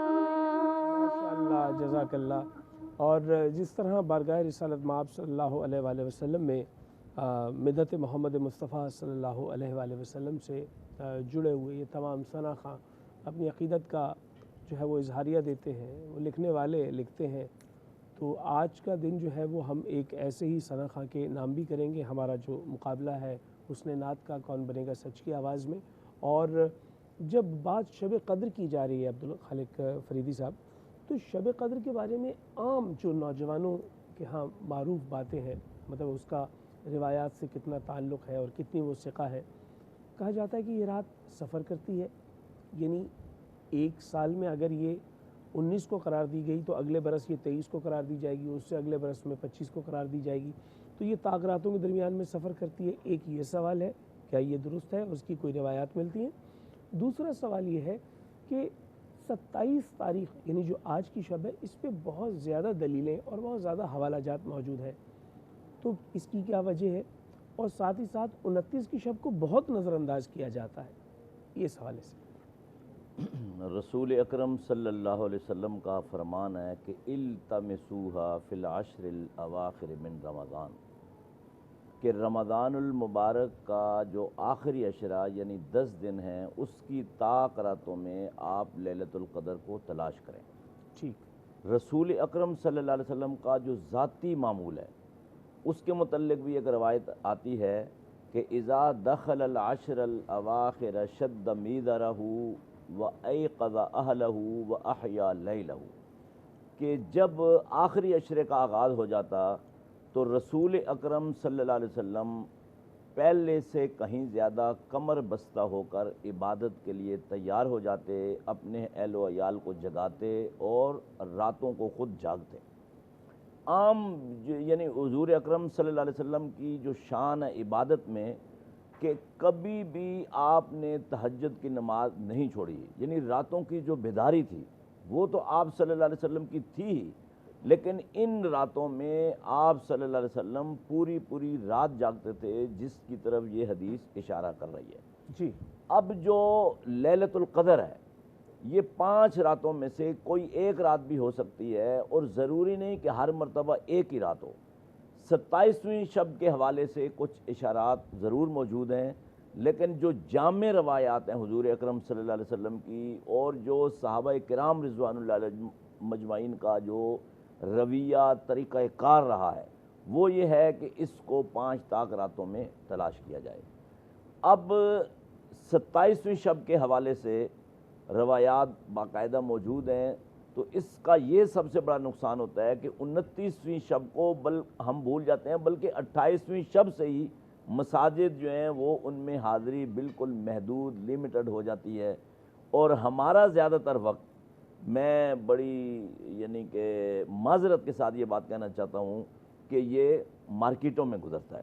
لیکن یہ جو لاک ڈاؤن ہے اس مرتبہ کا، میں سمجھتا ہوں کہ 1000 خرابیوں کے باوجود اس کا جو پازیٹیو اور بہترین پہلو ہمارے لیے یہ ہے کہ انشاءاللہ اس مرتبہ چونکہ مارکیٹیں بند ہیں اور لوگ جو ہے وہ عبادت میں اپنا ٹائم گزاریں گے. جہاں تک اس بات کا تعلق ہے کہ اس رات کی کوئی ایسی نشانیاں ہیں، تو صحیح مسلم میں ایک روایت آتی ہے کہ جس رات لیلۃ القدر ہوگی اس کے اگلے دن کا جو سورج ہے اس کی شعاؤں میں وہ تیزی تمازت نہیں ہوگی جو کہ عام حالات میں ہوتی ہے. تو یہ ایک چیز ملتی ہے. کچھ اور ایسی چیزیں ہیں، لیکن میں یہ سمجھتا ہوں کہ جس نے لیلۃ القدر کو پا لیا اسے خود محسوس ہو جاتا ہے کہ مجھے لیلۃ القدر مل گئی ہے. یہ بہت بڑے اعزاز کی بات ہے. اور یہ روایت بھی موجود ہے کہ اس رات جبرائیل امین مصافحہ بھی کرتے ہیں اللہ کے بندوں کے ساتھ، اور جبرائیل امین کے متعلق باقاعدہ سورۃ القدر میں یہ بات موجود ہے کہ تنزل الملائکۃ والروح فیہا باذن ربہم من کل امر، کہ وہ ہر حکم اللہ کی طرف سے لے کر اترتے ہیں اور بڑے بڑے فیصلے ہوتے ہیں. تو بجائے اس کے کہ ہم ایک رات کو فوکس کر لیں، ہمیں پانچوں راتیں جو ہیں ان میں عبادت کرنی چاہیے، پانچوں راتوں کو جاگنا چاہیے، پانچوں راتیں جو ہیں اس میں اللہ سے استغفار اور توبہ کو کرنا چاہیے، اور اللہ کا قرب ہمیں جو ہے وہ تلاش کرنا چاہیے. اور خاص طور پر رمضان کی تو ہر رات کے متعلق حدیث موجود ہے کہ آپ صلی اللہ علیہ وسلم نے فرمایا کہ وَنَادَى مُنَادٍ مِّنَ السَّمَاءِ، کہ اللہ کا ایک نمائندہ ہر رات آواز دیتا ہے کہ ہے کوئی جو اللہ سے اپنے گناہوں کی معافی مانگنے والا ہو، اللہ اسے معاف کر دے. حل من مبتلن فوافی، حدیث قدسی ہے. رب العالمین فرماتا ہے کوئی کسی مشکل میں، بیماری میں مبتلا ہے اور وہ اس سے شفا کا طلبگار ہے، اور وہ اللہ سے لو لگا لے تو رب العالمین اس کو شفا دے دے۔ کیا بات ہے، ماشاءاللہ۔ اور اس انداز سے ایک مسلسل منادی ہے جو ہماری سماعتوں تک اس طرح شاید نہیں پہنچ پا رہی، لیکن جو فضیلت بیان کی گئی ہے علماء کرام نے جس طرح یہ آپ کے سامنے واضح کیا ہے، تو اسے غنیمت جاننا چاہیے، اپنی ان ساعتوں کو ضائع ہونے سے بچا لینا چاہیے۔ لیکن ان ساعتوں میں جو ہمیں یہ تحفہ ملا ہے نعمت خداوندی وطن عزیز کی صورت میں، اس کی بھی قدر کرنی چاہیے۔ ہم ہمیشہ یہ سوال کرتے ہیں کہ ہمیں پاکستان نے کیا دیا یا اس ملک سے ہمیں کیا ملا، کبھی غور کیا کہ ہم نے اس کے لیے کیا کیا ہے؟ ہم ذاتی طور پر کیا کر رہے ہیں؟ ہماری ذمہ داری کیا ہے؟ حق کے لیے آواز بلند کر لیتے ہیں لیکن ذمہ داری کو بھول جاتے ہیں۔ تو آج علامہ طاہری صاحب ہمارے ساتھ موجود ہیں۔ طاہری صاحب، آپ سے جاننا چاہیں گے کہ وطن عزیز کا معرض وجود میں آنا، اور میں محمد علی جناح اور فاطمہ جناح کو جب دیکھتا ہوں تو نہ جانے کیوں میرے منہ سے یہ جملہ نکلتا ہے کہ محمد علی اور فاطمہ نے یہ وطن بنانے کے لیے کوشش و کاوش کی ہے۔ اور پھر 14 اگست کا جو دن ہے وہ بھی میں 14 معصومین سے اسے جوڑتا ہوں، تو اس میں بڑا خاص فضل شامل ہے اللہ کی پاک ہستیوں کا۔ آپ کیا سمجھتے ہیں کہ اس نعمت خداوندی کے ساتھ ہمیں کیا رویہ اختیار کرنا چاہیے؟ بہترین سوال آپ کا۔ ہم قرآن و حدیث کی طرف بھی رجوع کریں گے، لیکن سب سے پہلے عقل سے پوچھ لینا چاہیے کہ نعمت کے ساتھ کیا سلوک ہونا چاہیے۔ آیا نعمت کی قدردانی ہونی چاہیے یا بے قدری ہونی چاہیے؟ نعمت کی حفاظت کی جاتی ہے یا اس کی بے توقیری کی جاتی ہے؟ عقل کیا کہتی ہے؟ ظاہر ہے کہ نعمت کی قدردانی کرنا سب سے پہلے عقل یہ تقاضا کرتی ہے کہ جب ایک چیز ثابت ہے کہ یہ نعمت ہے تو اس کی قدر کی جائے اور اس پر شکر کیا جائے۔ وطن عزیز پاکستان اللہ کی نعمتوں میں سے ایک بہت بڑی نعمت ہے، پروردگار عالم کے احسانات میں سے، اس کی مہربانیوں میں سے ایک بہت بڑی مہربانی ہے کہ ہمیں ایک آزاد خطہ ارض ملا ہوا ہے، اپنا ایک وطن ملا ہوا ہے۔ اس پر ہم جتنا بھی شکر ادا کریں، پاکستان کے نعمت ہونے کے لیے مجھے کسی دلیل کی ضرورت نہیں ہے کہ میں دلیل بیان کروں۔ میں کہتا ہوں اتنا کافی ہے کہ جنہیں سمجھ میں نہیں آ رہا کہ پاکستان کتنی بڑی نعمت ہے، وہ مقبوضہ کشمیر کے مسلمانوں کے حالات دیکھ لیں، وہ خود ہندوستان کے مسلمانوں کے حالات دیکھ لیں، وہ فلسطین کے مسلمانوں کو دیکھ لیں۔ میرا خیال ہے کہ جب فلسطین کے مسلمانوں کی مظلومیت کو دیکھیں گے کہ وہاں صہیونی قوتیں ان کے ساتھ کیا کر رہی ہیں، استعماری و استکباری طاقتیں جو ہیں وہ کیا کھیل کھیلتی ہیں، اور ان مظلوم مسلمانوں کے ساتھ ان کا کیا رویہ ہے، اور یہ کتنے مجبور ہیں اور کتنی آزادیوں سے محروم ہے۔ وطن عزیز پاکستان کا ہر مسلمان آزاد فضا میں سانس لیتا ہے، اذان کہنے میں، اقامت کہنے میں، کلمہ پڑھنے میں، نماز پڑھنے میں، عبادت کرنے میں، روزہ رکھنے میں، مارکیٹ سے حلال غذا خریدنے میں آزاد ہے۔ مسلمان کے بازار میں جاتا ہے، کوئی اس کو پریشانی کی بات نہیں ہے کہ یہ ذبیحہ کسی ہندو کا ہے، کافر کا ہے، بھائی جو گوشت وہاں موجود ہے اسے اطمینان ہے کہ مسلمان کا ذبح کیا ہوا ہے، پاکیزہ غذا میں لے رہا ہوں۔ تو وطن عزیز پاکستان پروردگار عالم کی ایک بہت بڑی نعمت ہے، بہت بڑا احسان ہے، لیکن یہ آسانی سے حاصل نہیں ہوا۔ نعمت جتنی بڑی ہوتی ہے اس کے پیچھے کوشش بھی اتنی ہی بڑی ہوتی ہے۔ ہمارے اکابرین نے، ہمارے اسلاف نے، ہمارے مشائخ نے، مشاہیر نے، بزرگان نے، اکابرین ملت نے اور پاکستان کے مؤسسین نے، پاکستان کے بانیان نے بہت زیادہ کوشش و کاوش کی، بہت زیادہ جد و جہد کی، بہت زیادہ قربانیاں دیں، اس کے بعد یہ وطن عزیز حاصل ہوا ہے۔ ان کی قربانیوں کو آج ہم سلام پیش کریں گے۔ قائد اعظم محمد علی جناح کی روح پاک کو، فاطمہ جناح کی روح کو، علامہ اقبال کی روح کو، اور دیگر جتنے بھی پاکستان کے بانیان ہیں ان کی روحوں کو سلام پیش کرتے ہیں۔ اور آج جو کہ شبہائے قدر میں سے ایک رات ہے، ماہ رمضان کی 27ویں کی رات، جو وطن عزیز پاکستان کے حصول کا بھی موسم ہے، اور شب قدر گناہوں کی بخشش کا اور تقدیر سنوارنے کا بھی ایک فصل اور وقت ہے۔ ہم یہ دعا کریں گے کہ پروردگار بانیان پاکستان کی قبروں پر اپنی رحمت نازل فرمائے، ان کی قبروں کو منور فرمائے، روشن فرمائے۔ انہوں نے بڑا احسان فرمایا، بہت بڑی البتہ ایک چیز ہے، میں پیغام اپنے پاکستانی بھائیوں کو ضرور دینا چاہوں گا۔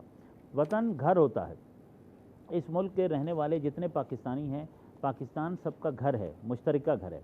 گھر کے تمام افراد کو گھر کا مفاد عزیز رکھنا چاہیے۔ گھر کے تمام افراد کے لیے گھر کا جو مفاد ہے وہ بہت اہمیت رکھتا ہے۔ تو گھر کے جتنے بھی لوگ ہوتے ہیں وہ گھر کو بنانے میں، گھر کو سنوارنے میں، گھر کو سجانے میں، گھر کو سلیقے سے رکھنے میں، گھر کی زیبائش میں، اس کی آرائش میں، اس کی زینت میں اپنا حصہ ڈالتے ہیں۔ اگر کوئی شخص گھر کو خراب کرے گھر کا فرنیچر خراب کرے، گھر کا نقصان کرے، گھر کا مال ضائع کرے، گھر کا سامان خراب کرے، تو اس کا مطلب ہے کہ یا تو وہ گھر والوں میں سے نہیں ہے یا گھر کے ساتھ مخلص نہیں ہے۔ کیا بات ہے۔ وطن عزیز پاکستان ہم سب کی مشترکہ میراث ہے۔ ہر پاکستانی کا فرض ہے کہ وطن عزیز کی تعمیر و ترقی و خوشحالی کے لیے وہ اپنا حصہ ڈالے، اور ایسے کام نہ کیے جائیں کہ جس سے ملک کا ماحول خراب ہو، جس سے لسانیت یا فرقہ وارانہ کشیدگی پیدا ہو، دہشت گردی جنم لے، کشت و خون و قتل و غارت گری۔ جب بے گناہ لوگوں کے قتل کے راستے بنائے جائیں گے اور اس کی توجیہ اسلامی کی جائے گی، اور لوگوں کے قتل کو اور خون خرابے کو جائز بنانے کے لیے قرآن و حدیث کا سہارا لیا جائے گا، جبکہ قرآن مجید تو کہتا ہے کہ من قتل نفسا بغیر نفس او فساد فی الارض فقط قتل الناس جميعا، بغیر کسی جان کے جان کو قتل کر دینا یہ تو ایسے ہی ہے کہ جیسے تمام انسانوں کا قتل کرنا۔ یا قرآن مجید یوں کہتا ہے من قتل متعمدا فجزاؤ جہنم، کہ جو جان بوجھ کر کسی کا قتل کرتا ہے اس کے لیے جہنم ہے۔ تو قرآن مجید تو یہ واضح طور پر کہہ رہا ہے، بلکہ ہم احادیث مبارکہ کا اور ارشادات معصومین کو جب دیکھتے ہیں تو ہمیں یہ بھی حکم ملتا ہے کہ چلتے وقت ذرا دھیان کرو کہ کوئی چونٹی پاؤں کے نیچے آ کر مر نہ جائے، یعنی کوئی بھی ایسا جاندار کہ جسے اللہ نے جینے کا حق دیا ہے، ہمیں حق نہیں ہے کہ ہم اس سے زندگی واپس لے لیں یا اسے موت کے گھاٹ اتار دیں۔ تو اس پاکستان کے اندر رہنے والے ہر پاکستانی کا فرض بنتا ہے کہ وہ پاکستان کے امن کے لیے، پاکستان کے سکون کے لیے، تمام ہم وطنوں کے دلوں میں ایک دوسرے کی محبت و الفت پیدا کرنے کے لیے، معاشرے میں اتحاد و اتفاق کی فضا کو فروغ دینے کے لیے اپنا کردار ادا کریں۔ یہی گھر کو سنوارنا ہوگا، یہی سجانا ہوگا، یہی وطن عزیز اور پاکستان جیسی نعمت کی قدردانی ہوگی اور اللہ کا شکر ہوگا۔ علامہ صاحب بہت بڑا پیغام ہے، اور انشاءاللہ تعالی یہ پیغام پہنچا ہوگا اور سماعتوں سے ٹکرانے کے بعد سہنے دل میں جگہ بھی بنائے گا، اور اس وطن عزیز کی قدر کرنی ہے، نعمت ہے، کفران نعمت نہیں کرنا، اور اس کا احساس کرنا ہے، اپنی ذمہ داری کو پورا کرنا ہے، اور اس کے بعد پھر آپ نے حق کا سوال کرنا ہے۔ آج میں نے بھی ایسا لباس پہنا جو پاکستان کے یوم پاکستان کے عنوان سے، آپ نے بھی اپنے سینے پر جو ہے وہ بیج لگا رکھا ہے پاکستان کا۔ اور ناظرین میں بتاؤں یہ جو بیج لگا رکھا ہے یہ بائیں جانب کیوں لگتا ہے؟ بائیں جانب اس کو لگانے کا سلیقہ اس لیے اپنایا جاتا ہے کیونکہ دل یہاں ہوتا ہے۔ ابھی ہم قلب کی بات کر رہے تھے، اس کا بھی رشتہ دل کے ساتھ ہے۔ اور آج ہماری شیف سبین نے بھی جو ہے وہ سبز رنگ پہن رکھا ہے، تو آپ کے سبز رنگ پر اور آپ کی اس خوب سی تیاری پر آپ کو داد و تحسین، کہاں تک پہنچا معاملہ؟ آغا کڑھائی جو ہے وہ تیار ہو گئی ہے، ٹھیک ہے، ہم اس میں اس کو ہرے دھنیا سے ہم اس کو گارنش کر دیں گے، ٹھیک ہے۔ اچھا، اس کڑھائی میں جو آپ نے کڑھائی بنائی ہے جی وہ کڑھائی تیار ہو گئی؟ جی بالکل۔ اچھا، اسے بھی کڑھائی کہا جاتا ہے نا؟ جی ایسا ہی ہے۔ اچھا، یہ بھی کڑھائی ہے جو اس میں بنی، وہ بھی کڑھائی ہے جو بیگم نے کروانی ہے، وہ بھی کڑھائی ہے وہ بھی کپڑوں پر؟ کڑھائی ہے جی۔ اچھا، اور جو میں نے آپ کو بتایا تھا کڑھائی ہماری بہت ہی زبردست مزیدار سی تیار ہے، یہاں پر یہ میں آپ کو دکھا دوں، ٹھیک ہے۔ ایسے لوگوں کو کیا کہتے ہیں جو خود اپنی تعریف کرے؟ نہیں، میں تعریف نہیں کر رہی، میں ویسے نہیں، بتا ویسے رہی میں ہوں کہہ رہا ہوں کیونکہ آپ نے ہمارے اپنی پاس چیز کی خود تعریف، ہم تو روز آپ کی تعریف کرتے ہیں، بہت شکریہ تعریف آپ کا کے لائق ہوتا ہے آپ کا کھانا جی۔ اچھا، یہ کچوریاں جو ہیں ساتھ میں یہ بھی ہم گرم گرم یہاں اتار دیتے ہیں۔ بھائی پینل سے مجھ سے پوچھا گیا اس کچوری میں کیا ہے، تو میں آپ کو بتا رہا ہوں، ان سے نہیں پوچھ رہا۔ اس کچوری میں ایک چٹکی دال ہے، تم کیا جانو ایک چٹکی دال کا مزہ۔ اچھا، اور ساتھ میں ہم فرائی کرتے رہیں گے کیونکہ سحری کا ٹائم ہو رہا ہے، اور حلوہ جو ہے وہ بھی تقریباً تیار ہے، سوجی کا حلوہ، ٹھیک ہے۔ بہت دکھا دوں میں گرم گرم سا، بھائی واہ واہ واہ۔ اور آخر میں اس کو اچھا، اگر یہ آپ کی جو کڑھائی ہے جی یہ مکمل ہو چکی ہے تو اس کو اگر آپ اس طرف کریں گے تو یہ بہت اچھے سے واضح طور پہ دکھایا جا سکے۔ یہ میری کڑھائی میں اس کو واضح کرتی ہوں بالکل، ٹھیک ہے جی۔ اور یہ آلو کی ترکاری، اور آخر میں ہم اس کو بادام کے ساتھ اس کی پریزنٹیشن کریں گے۔ آپ چاہیں تو اس کو چاندی کے ورک کے ساتھ بھی سرو کر یعنی ہم انکار ہی نہیں کریں گے، آپ چاندی کا ورک لگائیں، سونے کا ورک لگائیں، لگائیں ضروری ہے، واہ واہ واہ، ٹھیک ہے۔ اور ہماری ریسیپی تیار ہے۔ واہ واہ واہ۔ ہم تو ابھی دیکھ رہے ہیں اور ناظرین بھی دیکھ رہے ہیں کہ آج آپ نے کتنا خوب اہتمام کیا ہے، گویا یوم پاکستان کے عنوان سے اور سب سے بڑھ کر کہ شب قدر کی اس فضیلت کو مد نظر رکھتے ہوئے آپ نے بہت اچھا اہتمام کیا۔ اب آپ کیا نکال رہی ہیں؟ اور کچوریاں ہیں؟ نہیں، بس میں باقی جو رہ گئی ہیں اس کو بھی نکالتی رہوں گی، اور آپ ناظرین کو تو ایسا لگتا ہے کہ یہاں پہ علماء کرام موجود ہوتے ہیں، ثنا خان یا میں آپ کا میزبان موجود ہوتا ہوں، اس سے کہیں بڑی ٹیم جو ہے وہ پیچھے کام کر رہی ہوتی ہے، ہمارے کیمرہ مینز ہیں، ہمارے ڈائریکٹر، ہمارے پروڈیوسرز، اور جتنے ہمارے اسپاٹ بوائے ہیں، کام کرنے والے، ایک شہزادہ ہمارا یہاں قاسم موجود ہے، وہ دوڑتا رہتا ہے پورے فلور پر، تو یہ سب لوگ جو کام کر رہے ہوتے ہیں ان سب کے لیے کھانا بنتا ہے، تو یہ تو کچوریاں کم لگ رہی ہیں مجھے، جی کچوریاں کم لگ رہی ہیں مجھے۔ نہیں کچوریوں کے ساتھ پوریاں بھی آغا، اچھا پوریاں بھی ہیں، ساتھ چلے ساتھ پوریاں بھی بنا رہی ہوں میں۔ ایک اگر آپ کہیں تو میں آپ کو ایک سیمپل دے دوں پوری کا، ہاں ٹھیک ہے؟ آپ ایک سیمپل منٹ دیجیے کی بات مجھے۔ ہے، یہ دیکھیں، واہ واہ واہ واہ، ٹھیک ہے؟ سیمپل کے طور پہ یہ ہم پوری چیخ کر بابانگے دہل کہہ رہی ہے کہ میں آغا کے لیے تیار ہوں۔ یہ اس طرح سے بہت زیادہ اس کو براؤن نہیں کرنا، نہ کچا چھوڑنا ہے، ٹھیک ہے؟ اچھا کچا توڑنا نہیں ہے؟ نہیں توڑنا نہیں ہے، چھوڑنا نہیں ہے، اچھا صحیح ہے۔ اور وہ ہمارے کچھ ساتھی ہیں جو اسی شعبے سے وابستہ ہیں، کمپیئرنگ کرتے ہیں، تو وہ چونکہ جب وہ جو ہے وہ انسانی اختیار سے باہر چھلانگ مارتے ہیں تو ہم انہیں کہتے ہیں کہ یہ کچا توڑ لیا گیا ہے۔ صحیح ہے، یہ ایک پوری تیار ہو گئی ہے۔ پوری کو اب آپ آدھی کہیں گے تو میں اس پہ مزید بات نہیں کر سکتی کیونکہ میں بہت تھک رہی ہوں، اور اس طرح سے یہ پوریاں اور کچوریاں دونوں ساتھ ساتھ تیار ہو رہی ہیں۔ یہ پوری کی پوری کھا لی جائے گی، بالکل ایسا ہی ہے، تو ضرور انجوائے کریں۔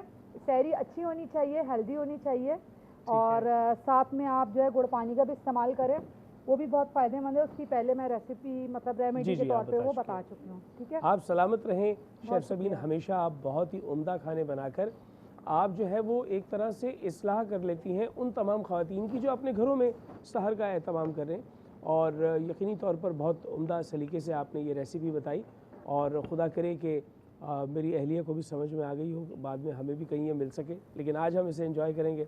تو قبلہ فریدی صاحب، آپ کا میں بہت شکر گزار ہوں کہ آپ نے جس انداز سے یہ پورا حوالہ بتایا تو بہت ہی عمدہ لگا کہ یہ اب شب قدر جو ہے وہ سفر کر رہی ہے، اور ان 5 دنوں میں سے کسی بھی ایک دن کو جو ہے وہ کم اہمیت نہیں دینی چاہیے۔ لیکن یہ بتا دیجیے کہ کیا اس کے اعمال ہیں؟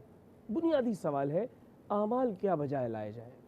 دیکھیں، اعمال بنیادی طور پر یہ ہے کہ کثرت کے ساتھ اللہ کا ذکر، جی، کیونکہ حدیث مبارکہ میں یہ موجود ہے کہ جب فرشتے آسمان سے اترتے ہیں تو ان لوگوں کو گھیر لیتے ہیں جو کہ اللہ کا ذکر کر رہے ہوتے ہیں۔ جی، یعنی کثرت سے ذکر سے مراد ہے کہ تسبیحات کردگار کی جائے، تسبیحات بھی کی جائیں، نفلی نماز بھی اللہ کا ذکر ہے، قرآن کی تلاوت بھی اللہ کا ذکر ہے، بہترین جتنی بھی عبادات ہیں وہ اللہ کا۔ آپ بھی ذرا قبلہ مختصراً بتا دیجیے گا کیا اعمال بجائے لائے جائیں؟ جی، آج کی شب کے جو مخصوص اعمال ہیں شب قدر کے، جی، سب سے پہلا عمل غسل ہوتا ہے، ٹھیک ہے، اور وہ غروب کے نزدیک کرنا چاہیے۔ ٹھیک ہے، غسل کرتا ہوں شب قدر یا کرتی ہوں شب قدر کا قربتاً اللہ۔ قربت نماز مغربان کے فوراً بعد 2 رکعت نماز، ٹھیک، ہر رکعت میں سورہ الحمد کے بعد 7 مرتبہ سورہ اخلاص، ٹھیک، نماز سے فارغ ہونے کے بعد 70 مرتبہ استغفر اللہ و اتوب الیہ کہنا ہے۔ ٹھیک ہے، روایت میں ہے کہ ایسا عمل کرنے والا جیسے ہی 70ویں مرتبہ استغفر اللہ کہتا ہے تو پروردگار عالم اس کے اور اس کے ماں باپ کے تمام گناہوں کو معاف کر دیتا ہے۔ ماشاءاللہ، نہ صرف اس کے بلکہ اس کے والدین کے بھی بہت گناہوں کو عمدہ۔ معاف علامہ کر صاحب دیتا آپ کا ہے۔ بہت شکریہ، علامہ عبدالخالق فریدی صاحب، قبلہ آپ کا بہت شکریہ، علامہ شبیر الحسن طاہری صاحب، اور میں چاہوں گا کہ ران صاحب آپ کی جانب سے ثنا کا ہدیہ ہو بارگاہ رسالت مآب صلی اللہ علیہ وآلہ وسلم میں، اور شکیلہ پروین آپ کا بہت شکریہ۔ جی بسم اللہ۔ لب پر نعت پاک کا نغمہ کل بھی تھا اور آج بھی ہے، میرے نبی سے میرا رشتہ کل بھی تھا اور آج بھی ہے، اور کسی جانب کیوں جائے اور کسی کو کیوں دیکھے، اور کسی جانب کیوں جائے اور کسی کو کیوں دیکھے، اپنا سب کچھ گنبد خضرا کل بھی تھا اور آج بھی ہے، اپنا سب کچھ گنبد خضرا کل بھی تھا اور آج بھی ہے، پست وہ کیسے ہو سکتا ہے جس کو حق نے بولا. رمضان ہے رحمان کی رحمت کا مہینہ، رمضان ہے قرآن کے اترنے. مرحبا سحر میں، مرحبا ناظرین، میں آپ کا میزبان آغا شیرازی آپ کے ساتھ، اور مرحلہ آ گیا کون بنے گا سچ کی آواز، یعنی مقابلہ حسن نعت. ایک مرتبہ پھر ہمارے ساتھ ہے سیمی فائنل کا مرحلہ، اور سیمی فائنل میں جو پارٹیسپینٹس منتخب ہو کر آگے بڑھیں گے وہ فائنل میں جائیں گے. اور گزشتہ روز سیمی فائنل کے نتائج کے مطابق 2 نوجوان فائنل میں پہنچ چکے ہیں. آج جو 4 نوجوان ہمارے ساتھ ہیں ان میں سے بھی 2 کا انتخاب ہوگا جو فائنل میں جائیں گے. یاد رہے کہ مقابلہ حسن نعت میں پہلی پوزیشن حاصل کرنے والے کو عمار رائل سٹی کی جانب سے 80 گز کا رہائشی پلاٹ دیا جائے گا، اور حبیب کوکنگ آئل کی جانب سے دوسری، تیسری اور چوتھی پوزیشن کے لیے انعامات ہیں. یاد رہے ساتھ ہی ساتھ مقابلہ حسن قرات جو اپنے فائنل سٹیج تک پہنچ گیا اور پھر 29 رمضان کو انشاءاللہ اس کا فائنل ہوگا، اس میں بھی پہلی پوزیشن جو حاصل کریں گے انہیں کمانڈر بلڈر اینڈ ڈیولپرز کی جانب سے 70 cc موٹر بائک دی جائے گی، اور دوسری، تیسری اور چوتھی پوزیشن کے لیے حبیب کوکنگ آئل ملز کی جانب سے بدستور بیش قیمت انعامات ہوں گے. تو پہلے میں پارٹیسپینٹ کو دعوت دینے سے قبل آپ سے تعارف کروا دوں ان ذی وقار منصفین کا جو ہمیشہ ہمارے ساتھ ہوتے ہیں. سب سے پہلے عزیز الدین خاکی صاحب ہمارے ساتھ موجود ہیں.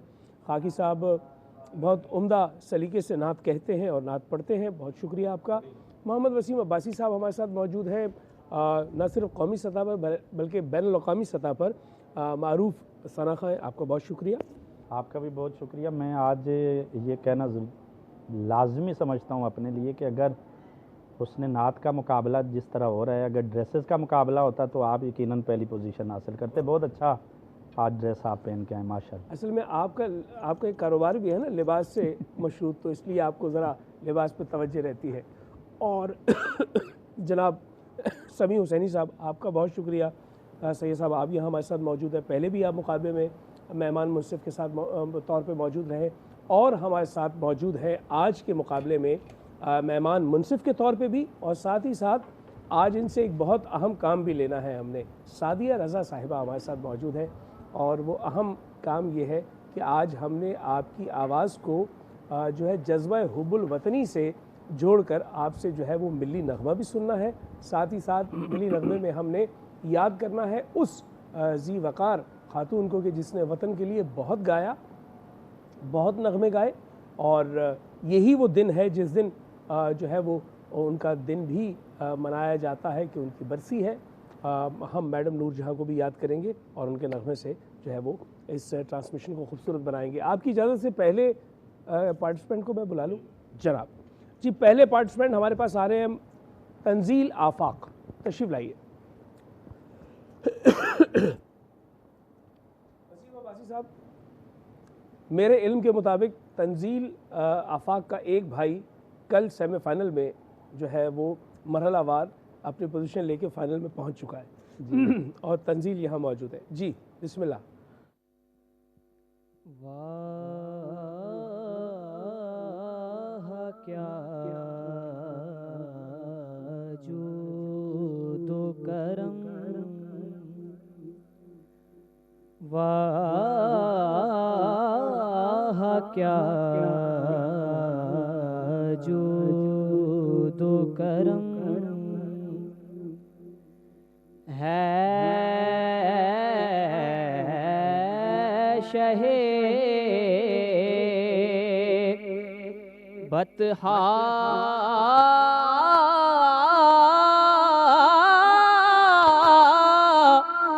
تیرا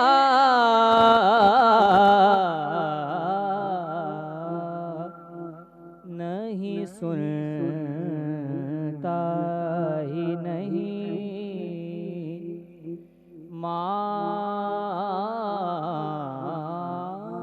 مانگنے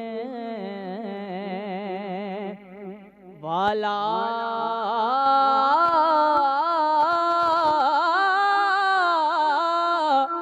تیرا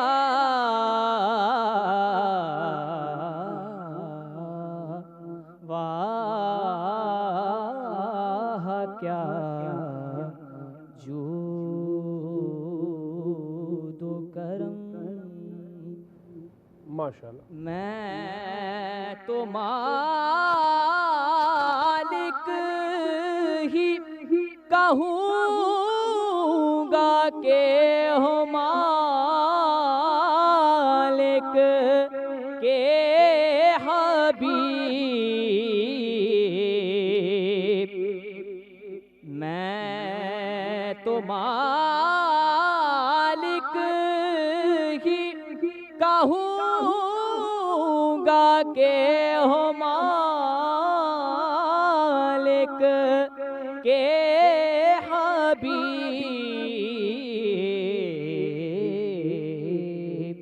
یعنی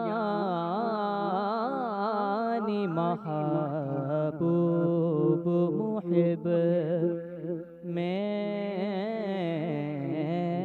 نہیں، میرا تیرا.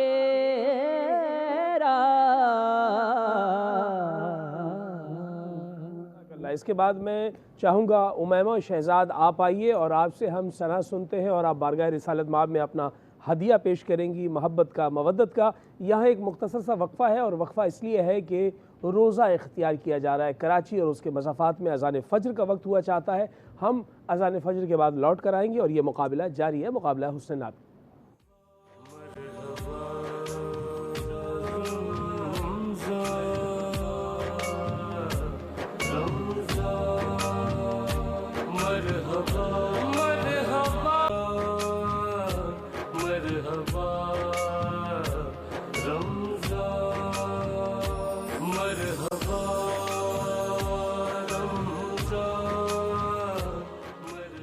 مرحبا سحر میں آپ کا میزبان اور مقابلہ حسن نعت یعنی کون بنے گا سچ کی آواز کا مقابلہ جاری ہے. جیسے کہ میں نے آپ کو پہلے بھی بتایا کہ اس مقابلے کے فاتح کو انبار رائل سٹی کی جانب سے 80 گز کا پلاٹ دیا جائے گا، رہائشی پلاٹ، اور باقی ماندہ دوسری، تیسری اور چوتھی پوزیشن کے لیے حبیب کوکنگ آئل ملز کی جانب سے بیش قیمت انعامات ہیں. ہماری دوسری آج کے مقابلے کی شریک امیمہ شہزاد ہمارے ساتھ موجود ہیں. جی بسم اللہ.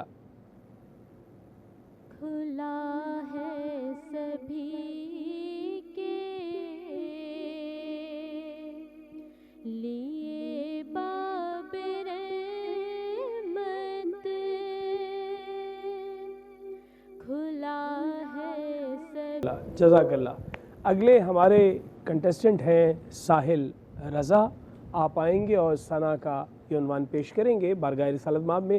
ناظرین کرام، میں بچوں کو سن رہا تھا چونکہ آپ کے ساتھ آپ تو منصف ہیں لیکن میں بھی سامع ہوتا ہوں تو میں دیکھتا ہوں کہ ایک نعت جو مقابلے کے ابتدائی حصے میں جب جو ناک آؤٹ راؤنڈ ہے وہاں پڑھی گئی، وہ بچہ جب مقابلے میں اگلی سطح پر آیا تو اس نے کوارٹر فائنل میں بھی سعدیہ جی وہی نعت پڑھی، اور پھر جب وہ سیمی فائنل میں آیا تو اس نے ایک مرتبہ پھر وہی نعت پڑھی، اور فائنل میں بھی اس نے وہی نعت پڑھی.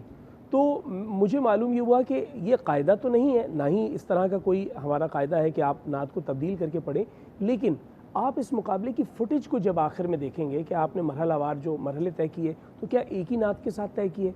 اپنی فوٹیج کو تو ویرائٹی کے ساتھ بنائیں آپ کہ میں نے ایک نعت پڑھی، اس مرحلے پہ دوسری نعت پڑھی، تیسری نعت پڑھی. تو نعت تبدیل کرنے سے یہ ہوتا ہے کہ اس میں اور مزید حسن آ جاتا ہے، سے خوب تر کی تلاش ہونی. جی جی بالکل. مگر آغا صاحب میں یہ بھی بچوں کو بتانا چاہتا ہوں کہ ایسا بھی نہیں ہے، ہو سکتا ہے کہ کل کا جو مقابلہ ہو اس میں ہم بچوں کو کہہ دیں کہ یہ کلام پیش کریں. یا آپ فائنل کے لیے کہہ رہے ہیں؟ جی. بلکہ میں اس کو اگر آپ کی اجازت سے ایسے کہہ دوں کہ بجائے اس کے کہ یہ کلام پڑھیں، یہ تو شاید ذرا مشکل ہو جائے، کم از کم اتنا ضرور ہو سکتا ہے کہ کلام آپ نے پڑھا ہو اور وہ پہلے آپ مقابلے میں پڑھ چکے ہوں تو ججز کی جانب سے کہا جائے اس کے سوا پڑھیں. جی جی جی ٹھیک ہے جی، ایسا ہوتا ہے، ایسا بھی ایسا ہوتا ہے. ٹھیک ہے جی. جی بیٹا. جب مجھ کو مدینے کی فضا آتی ہے، سانس لیتا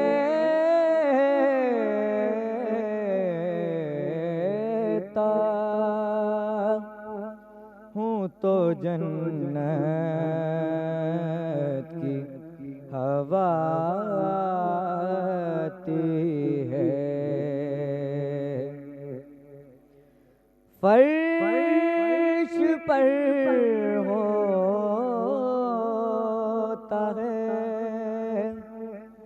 جب ذکر رسول اکرم فرش پر ہوتا ہے، جب ذکر رسول اکرم عرش حق سے عرش حق سے عرش حق سے بھی درودوں کی صدا آتی ہے، عرش حق سے بھی درودوں کی صدا آتی ہے۔ یاد جب مجھے کو مدینے کی فضا آتی ہے،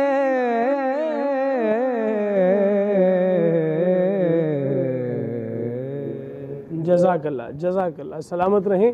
آج چونکہ وطن عزیز کے عنوان سے یوم پاکستان ہے، یعنی وہ دن جس دن یہ وطن، یہ مملکت خداداد اسلامی جمہوریہ پاکستان معرض وجود میں آیا، نتائج مرتب ہو رہے ہیں، لیکن اس کے درمیان میں چاہوں گا کہ بہت ضروری ہے کہ خراج پیش کیا جائے اس وطن عزیز کو، اور ایک ملی حوالے کے ساتھ ہمارے ساتھ سعدیہ رضا صاحبہ موجود ہیں، اور میں درخواست کروں گا کہ آج خصوصی طور پر میڈم نور جہاں کو ہم یاد کریں گے کہ جن کی آج برسی بھی ہے، اور میڈم نے بہت سارے ایسے گیت جو ہے وہ وطن کے نام کیے، وہ اپنے فن میں بام عروج پر تھیں، خدا تعالیٰ ان کے درجات بلند کرے۔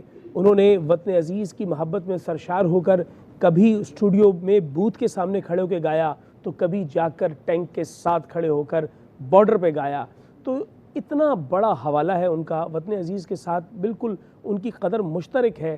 بہت محبت اور خلوص کے ساتھ ہم ان کو بھی یاد کریں گے، خدا تعالیٰ ان کے درجات بلند کرے۔ اور میڈم نور جہاں کی آواز میں ایک ملی نغمہ تھا جسے ہم چاہیں گے کہ سعدیہ رضا جو ہے وہ پیش کریں، اور وطن عزیز کی دعا کے ساتھ۔ میرے لیے تو بہت بڑی سعادت ہے کہ اتنا بڑا نام اور اتنی بڑی رات ان کو ملی، نصیب والی ہیں میڈم، اللہ تعالیٰ ان کو غریق رحمت فرمائے۔ بہت پیارا ان کا پڑھا ہوا کلام پیش کروں گی۔ روشن میری آنکھوں میں وفا کے جو دیے ہیں، روشن میری آنکھوں میں وفا کے جو دیے ہیں، سب تیرے لیے ہیں، سب تیرے لیے ہیں، وعدے تیری مٹی کی قسم جو بھی کیے ہیں، وعدے تیری مٹی کی قسم جو بھی کیے ہیں، سب تیرے لیے ہیں، سب تیرے لیے ہیں، روشن میری آنکھوں میں وفا کے جو دیے ہیں، ساون برے بادل تیرے لہرا کے جب آئے، ساون برے بادل تیرے لہرا کے جب آئے، بارش کرے پھولوں کی یہاں تیز ہوائیں،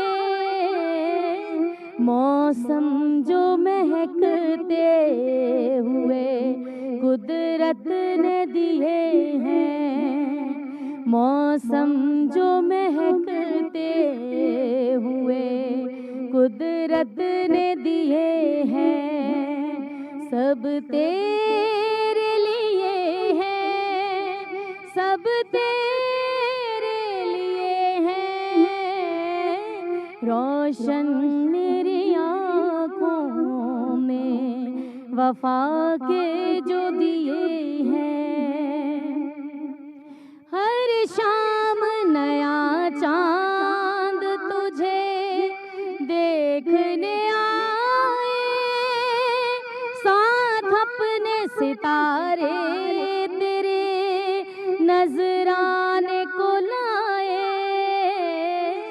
کرنوں کی چمک سے جو درو بام سجے ہیں کرنوں کی چمک سے جو درو بام سجے ہیں سب تیرے لیے ہیں سب تیرے لیے ہیں روشن میری آنکھوں میں وفا کے جو دیے ہیں روشن میری آنکھوں میں وفا کے جو دیے ہیں مادام ملکہ ترنم نور جہاں کی آواز کو جس انداز سے انہوں نے آج مستعار لیا اور جس عمدگی کے ساتھ آپ نے سلیقے کے ساتھ اس ملی نغمے کے ساتھ انصاف کیا ہے تو میں تو آئندہ جہاں کہیں آپ کو دیکھوں گا تو آپ کو میڈم سعدیہ رضا کہہ کے بلاؤں گا. آپ سلامت رہیں, آپ سلامت رہیں. اور نہیں آپ اگر یہ بات آپ مائک میں کہہ دیں گی تو میرے 4 نمبر بڑھ جائیں گے. جی آپ کی طرف سے یہ بات میرے لیے بہت بڑا اعزاز ہے. مولا آپ کو زندگی دے. آپ سلامت رہیں. اور میڈم کو گانا بذات خود بہت مشکل امر ہے, چاہے آپ پڑوسی ملک سے مثالیں لیں یا دنیا بھر میں جہاں جہاں اردو گائیکی موجود ہے وہاں کسی بھی خاتون نے کبھی یہ دعویٰ نہیں کیا کہ میں کسی ایسے مقام پہ موجود ہوں جہاں میڈم نہیں ہے. تو میڈم ایک بہت بڑا حوالہ ہے, اسکول آف تھاٹ ہے پورا, وہ ایک معیار ہے خواتین کے لیے گائیکی میں, اور خدا تعالیٰ ان کے لیے آسانیاں پیدا کرے. اور میں بہت شکر گزار ہوں آپ کا, تمام منصفین کا, آپ نے نتیجہ مرتب کر کے مجھ تک پہنچا دیا ہے. اور میں یہ بتاتا چلوں ناظرین کہ آج جو نتیجہ ہے وہ میں واضح کر دیتا ہوں آپ سب کی اجازت سے. جی جی. تو میں چاہوں گا تینوں ہمارے جو کنٹیسٹنٹ ہیں وہ آ جائیں, اور میں چوتھے کنٹیسٹنٹ کے بارے میں بتا بھی دوں کیونکہ قاعدہ یہ تھا کہ آج 4 کنٹیسٹنٹ نے ہونا تھا لیکن بوجہ کسی بہت ضروری امر کے وہ نہیں آ سکے. خدا تعالیٰ ان کی خیریت کرے. محمد حمزہ قادری جو نہیں آ سکے, چنانچہ 3 جو ہمارے ساتھی ہیں ان کے درمیان میں یہ مقابلہ ہوا. پہلے تو آپ کو اس بات پر داد ہے تینوں کو کہ میں بہت غور سے دیکھ رہا تھا کہ آپ تینوں ایک دوسرے کو بھی داد دے رہے تھے اور لذت لے رہے تھے کہ کیسے اچھی نعت پڑھی جا رہی ہے. یہ بہت خوبی کی بات ہے, یہی برکتیں ہیں. یعنی آپ سمجھیں کہ نعت کا یہ حوالہ ہے کہ آپ کے اندر سے وہ حسد کا عنصر ہی نہ رہ جائے. ٹھیک ہے نا, کیا اچھی بات ہے, یہ تربیت ہے. جبکہ میں یہ سمجھتا ہوں کہ نعت تو شفافیت کا نام ہے. آپ کے دہن سے جو ہے وہ نعت کے اشعار برآمد ہو رہے ہیں, گویا آپ اندر کا سارا میلا پن جو ہے وہ صاف کر کے شفاف کر رہے ہیں. ماشاءاللہ. آپ تینوں میں سے جو آج کے مقابلے میں تیسرے سے پہلے کی طرف جانے کے بجائے, پہلے سے تیسرے کی طرف جانے کے بجائے میں دوسرے کا پہلے نام لے رہا ہوں, ذرا کیوریوسٹی. سیکنڈ پوزیشن جو ہے وہ آج کے مقابلے میں وہ ہے امیمہ شہزاد کی. چنانچہ امیمہ شہزاد آپ خوش نصیب ٹھہریں کہ اگلے مرحلے میں جائیں گی. اب جو 2 مقابل ہیں ان میں سے پہلی پوزیشن اور میں دیکھ رہا ہوں کہ ساحل رضا نے ایک سانس بھرا ہے اور تنزیل آفاق بھی جو ہے وہ پریشان نظر آ رہے ہیں. لیکن میں کیا کروں کہ میرے پاس عدد ہے تمام منصفین ذی وقار کی طرف سے, اور ایک واضح برتری کے ساتھ پہلے مقابلے میں اس ہمارے پہلے پوزیشن پہ جو ہیں جو اگلے مرحلے پہ جا رہے ہیں ان کا نام ہے ساحل رضا. آپ کو مبارک ہو, آپ اگلے مرحلے میں جا رہے ہیں. اور میں تنزیل آفاق سے مخاطب ہو کر یہ بات کہنا چاہتا ہوں کہ تنزیل آپ نعت سے جو مربوط رکھتے ہیں اپنے مزاج کو وہ آپ کی ادائی میں واضح طور پہ نظر آ رہا ہوتا ہے. آپ کا پورا خانوادہ نعت کے لیے جو ہے وہ اپنا وقت دے رہا ہے اور اپنی زندگی کو وقف کیے ہوئے ہیں. آپ کے تمام بھائی, آپ, اور میرے علم میں ہے کہ آپ کا ایک بھائی جو ہے وہ فائنلسٹ ہو چکا ہے. جی ہاں, اس کا نام انس ہے, انس خلیلی. جی انس خلیلی ہے نا. جی ہاں. اور بہرحال جتنے مقابل میں آپ کے 3 بھائی تھے شاید مقابلے میں, 3 بھائی تھے اور ایک بھائی جو ہے وہ کوارٹر فائنل میں مس ہوا تھا اور آپ جو ہے وہ یہاں آ کے سیمی فائنل میں. تو معلوم یہ ہوا ناظرین کرام کہ ایک سے زائد بھی اگر خانوادے سے لوگ آئے تو یہاں پر معیار ٹیلنٹ تھا اور بہت ہی سلیقے سے آپ سب نے ان کو سنا اور آپ کے لیے بہت ساری دعائیں ہیں. اور میرا یہ جی چاہتا ہے کہ میں آپ کو کہہ دوں آپ ایک عمدہ اور معروف ثنا خواں کے طور پہ اگلے 1-2 برس میں ادبی منظرنامے میں نعتی ادب کے عنوان سے جانے جائیں گے. یہ میں آپ کو دعا دے رہا ہوں انشاءاللہ. تھوڑا سا فرق ہے. جی ہاں بہت معمولی سا زیادہ فرق نہیں ہے. وہی نتیجہ عکس ہوتا ہے اسی کی وجہ سے. بالکل. بلکہ آپ سمجھ لیں کہ آدھے نمبر کا معاملہ ہوتا ہے. آدھے نمبر کا معاملہ ہوتا ہے. ٹھیک ہے جی. آپ سب کے لیے کچھ جو ہے میں اگر نمبر بھی آج اگر آپ کی اجازت تو بتا دوں. نہیں نمبر نہیں بتائیں. اچھا نمبر نہیں بتانے چاہیے. ٹھیک ہے صحیح ہے. لیکن بہرحال فرق آدھے نمبر 1 نمبر کا فرق ہے. لیکن یہ ہے کہ آپ سلامت رہیں. آپ تینوں کے لیے دھمتل سویٹس کی جانب سے, مغلیہ کی جانب سے, معروف سویٹس کی جانب سے کچھ تحائف ہے وہ آپ کے ساتھ جائیں گے اور انشاءاللہ ایک بڑا انعام یعنی عمار رائل سٹی کا 80 گز کا رہائشی پلاٹ جو ہے وہ منتظر ہے اس ثنا خواں کے لیے جو مقابلہ جیتے. اور سیکنڈ پوزیشن پہ 29 رمضان کو ہونے والے فائنل میں جو سیکنڈ پوزیشن پہ آئیں گے ان کو کاروان امیر حمزہ کی جانب سے 5 عدد پر مشتمل رقم جو ہے وہ انعام کے طور پہ دی جائے گی 10,000 روپے. اور یہی انعام جو ہے 10,000 روپے کا سیکنڈ پوزیشن پہ جو ہے وہ ملے گا حسن قرات کے مقابلے کے حوالے سے. اور سیکنڈ, تھرڈ اور فورتھ پوزیشن میں ہمارے دونوں مقابلے حسن قرات اور مقابلہ حسن نعت میں حبیب کوکنگ آئل ملز کی جانب سے بیش قیمت انعامات ہوں گے. آپ سب کا بہت بہت شکریہ. میں آپ سب کی بہت قدر کرتا ہوں اور آپ کے چہروں کو دیکھ کر یہ دعا دیتا ہوں کہ خدا اپنے حبیب کے نور سے آپ کو ہمیشہ منور رکھے. آپ سلامت رہیں.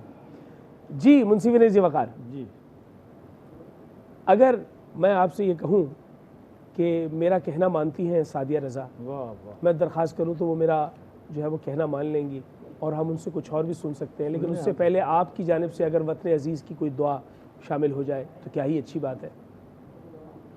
واہ, آپ تلاش کر رہے ہیں دعا بھی ہے جی میرے پاس. آج ہی ہوئے الحمدللہ. یہ تازہ ہے آپ کا؟ بالکل تازہ ہے. اور آج کے دن کے حوالے سے جی بسم اللہ. کہ اہل ایمان پہ خدا کس قدر اہل ایمان پر خدا کا کس قدر احسان ہے. جی اہل ایمان پر خدا کا کس قدر احسان ہے. یہ وطن سرکار کا فیضان ہی فیضان ہے. یہ وطن سرکار کا فیضان ہی فیضان ہے. اور آج 27ویں شب ہے خدا کے فضل سے. آج 27ویں شب ہے خدا کے فضل سے. آج ہی یوم نزول مطلع قرآن ہے. آج ہی یوم نزول مطلع قرآن. اور آج کے دن ہی ہوا آزاد یہ پیارا وطن. آج کے دن ہی ہوا آزاد یہ پیارا وطن. در حقیقت آج کا دن یوم پاکستان. کیا بات ہے. آج کا دن در حقیقت آج کا دن یوم پاکستان ہے. ماشاءاللہ بہت عمدہ.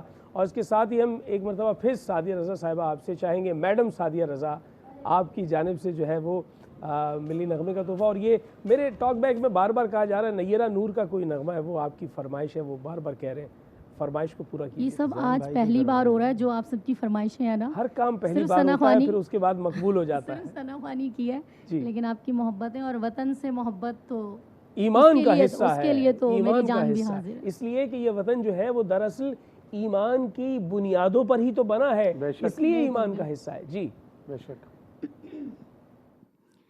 وطن کی مٹی گواہ رہنا,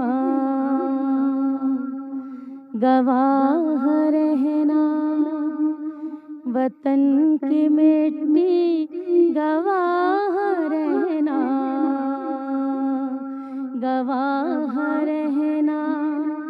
وطن کی مٹی عظیم ہے تو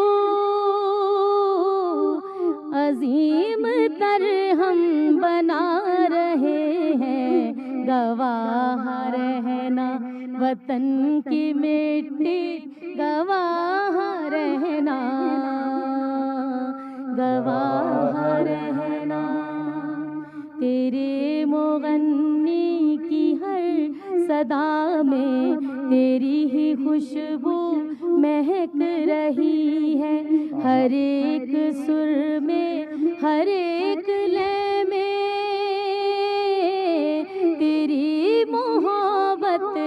चमक रही है, गवाह रहना वतन की मिट्टी, गवाह रहना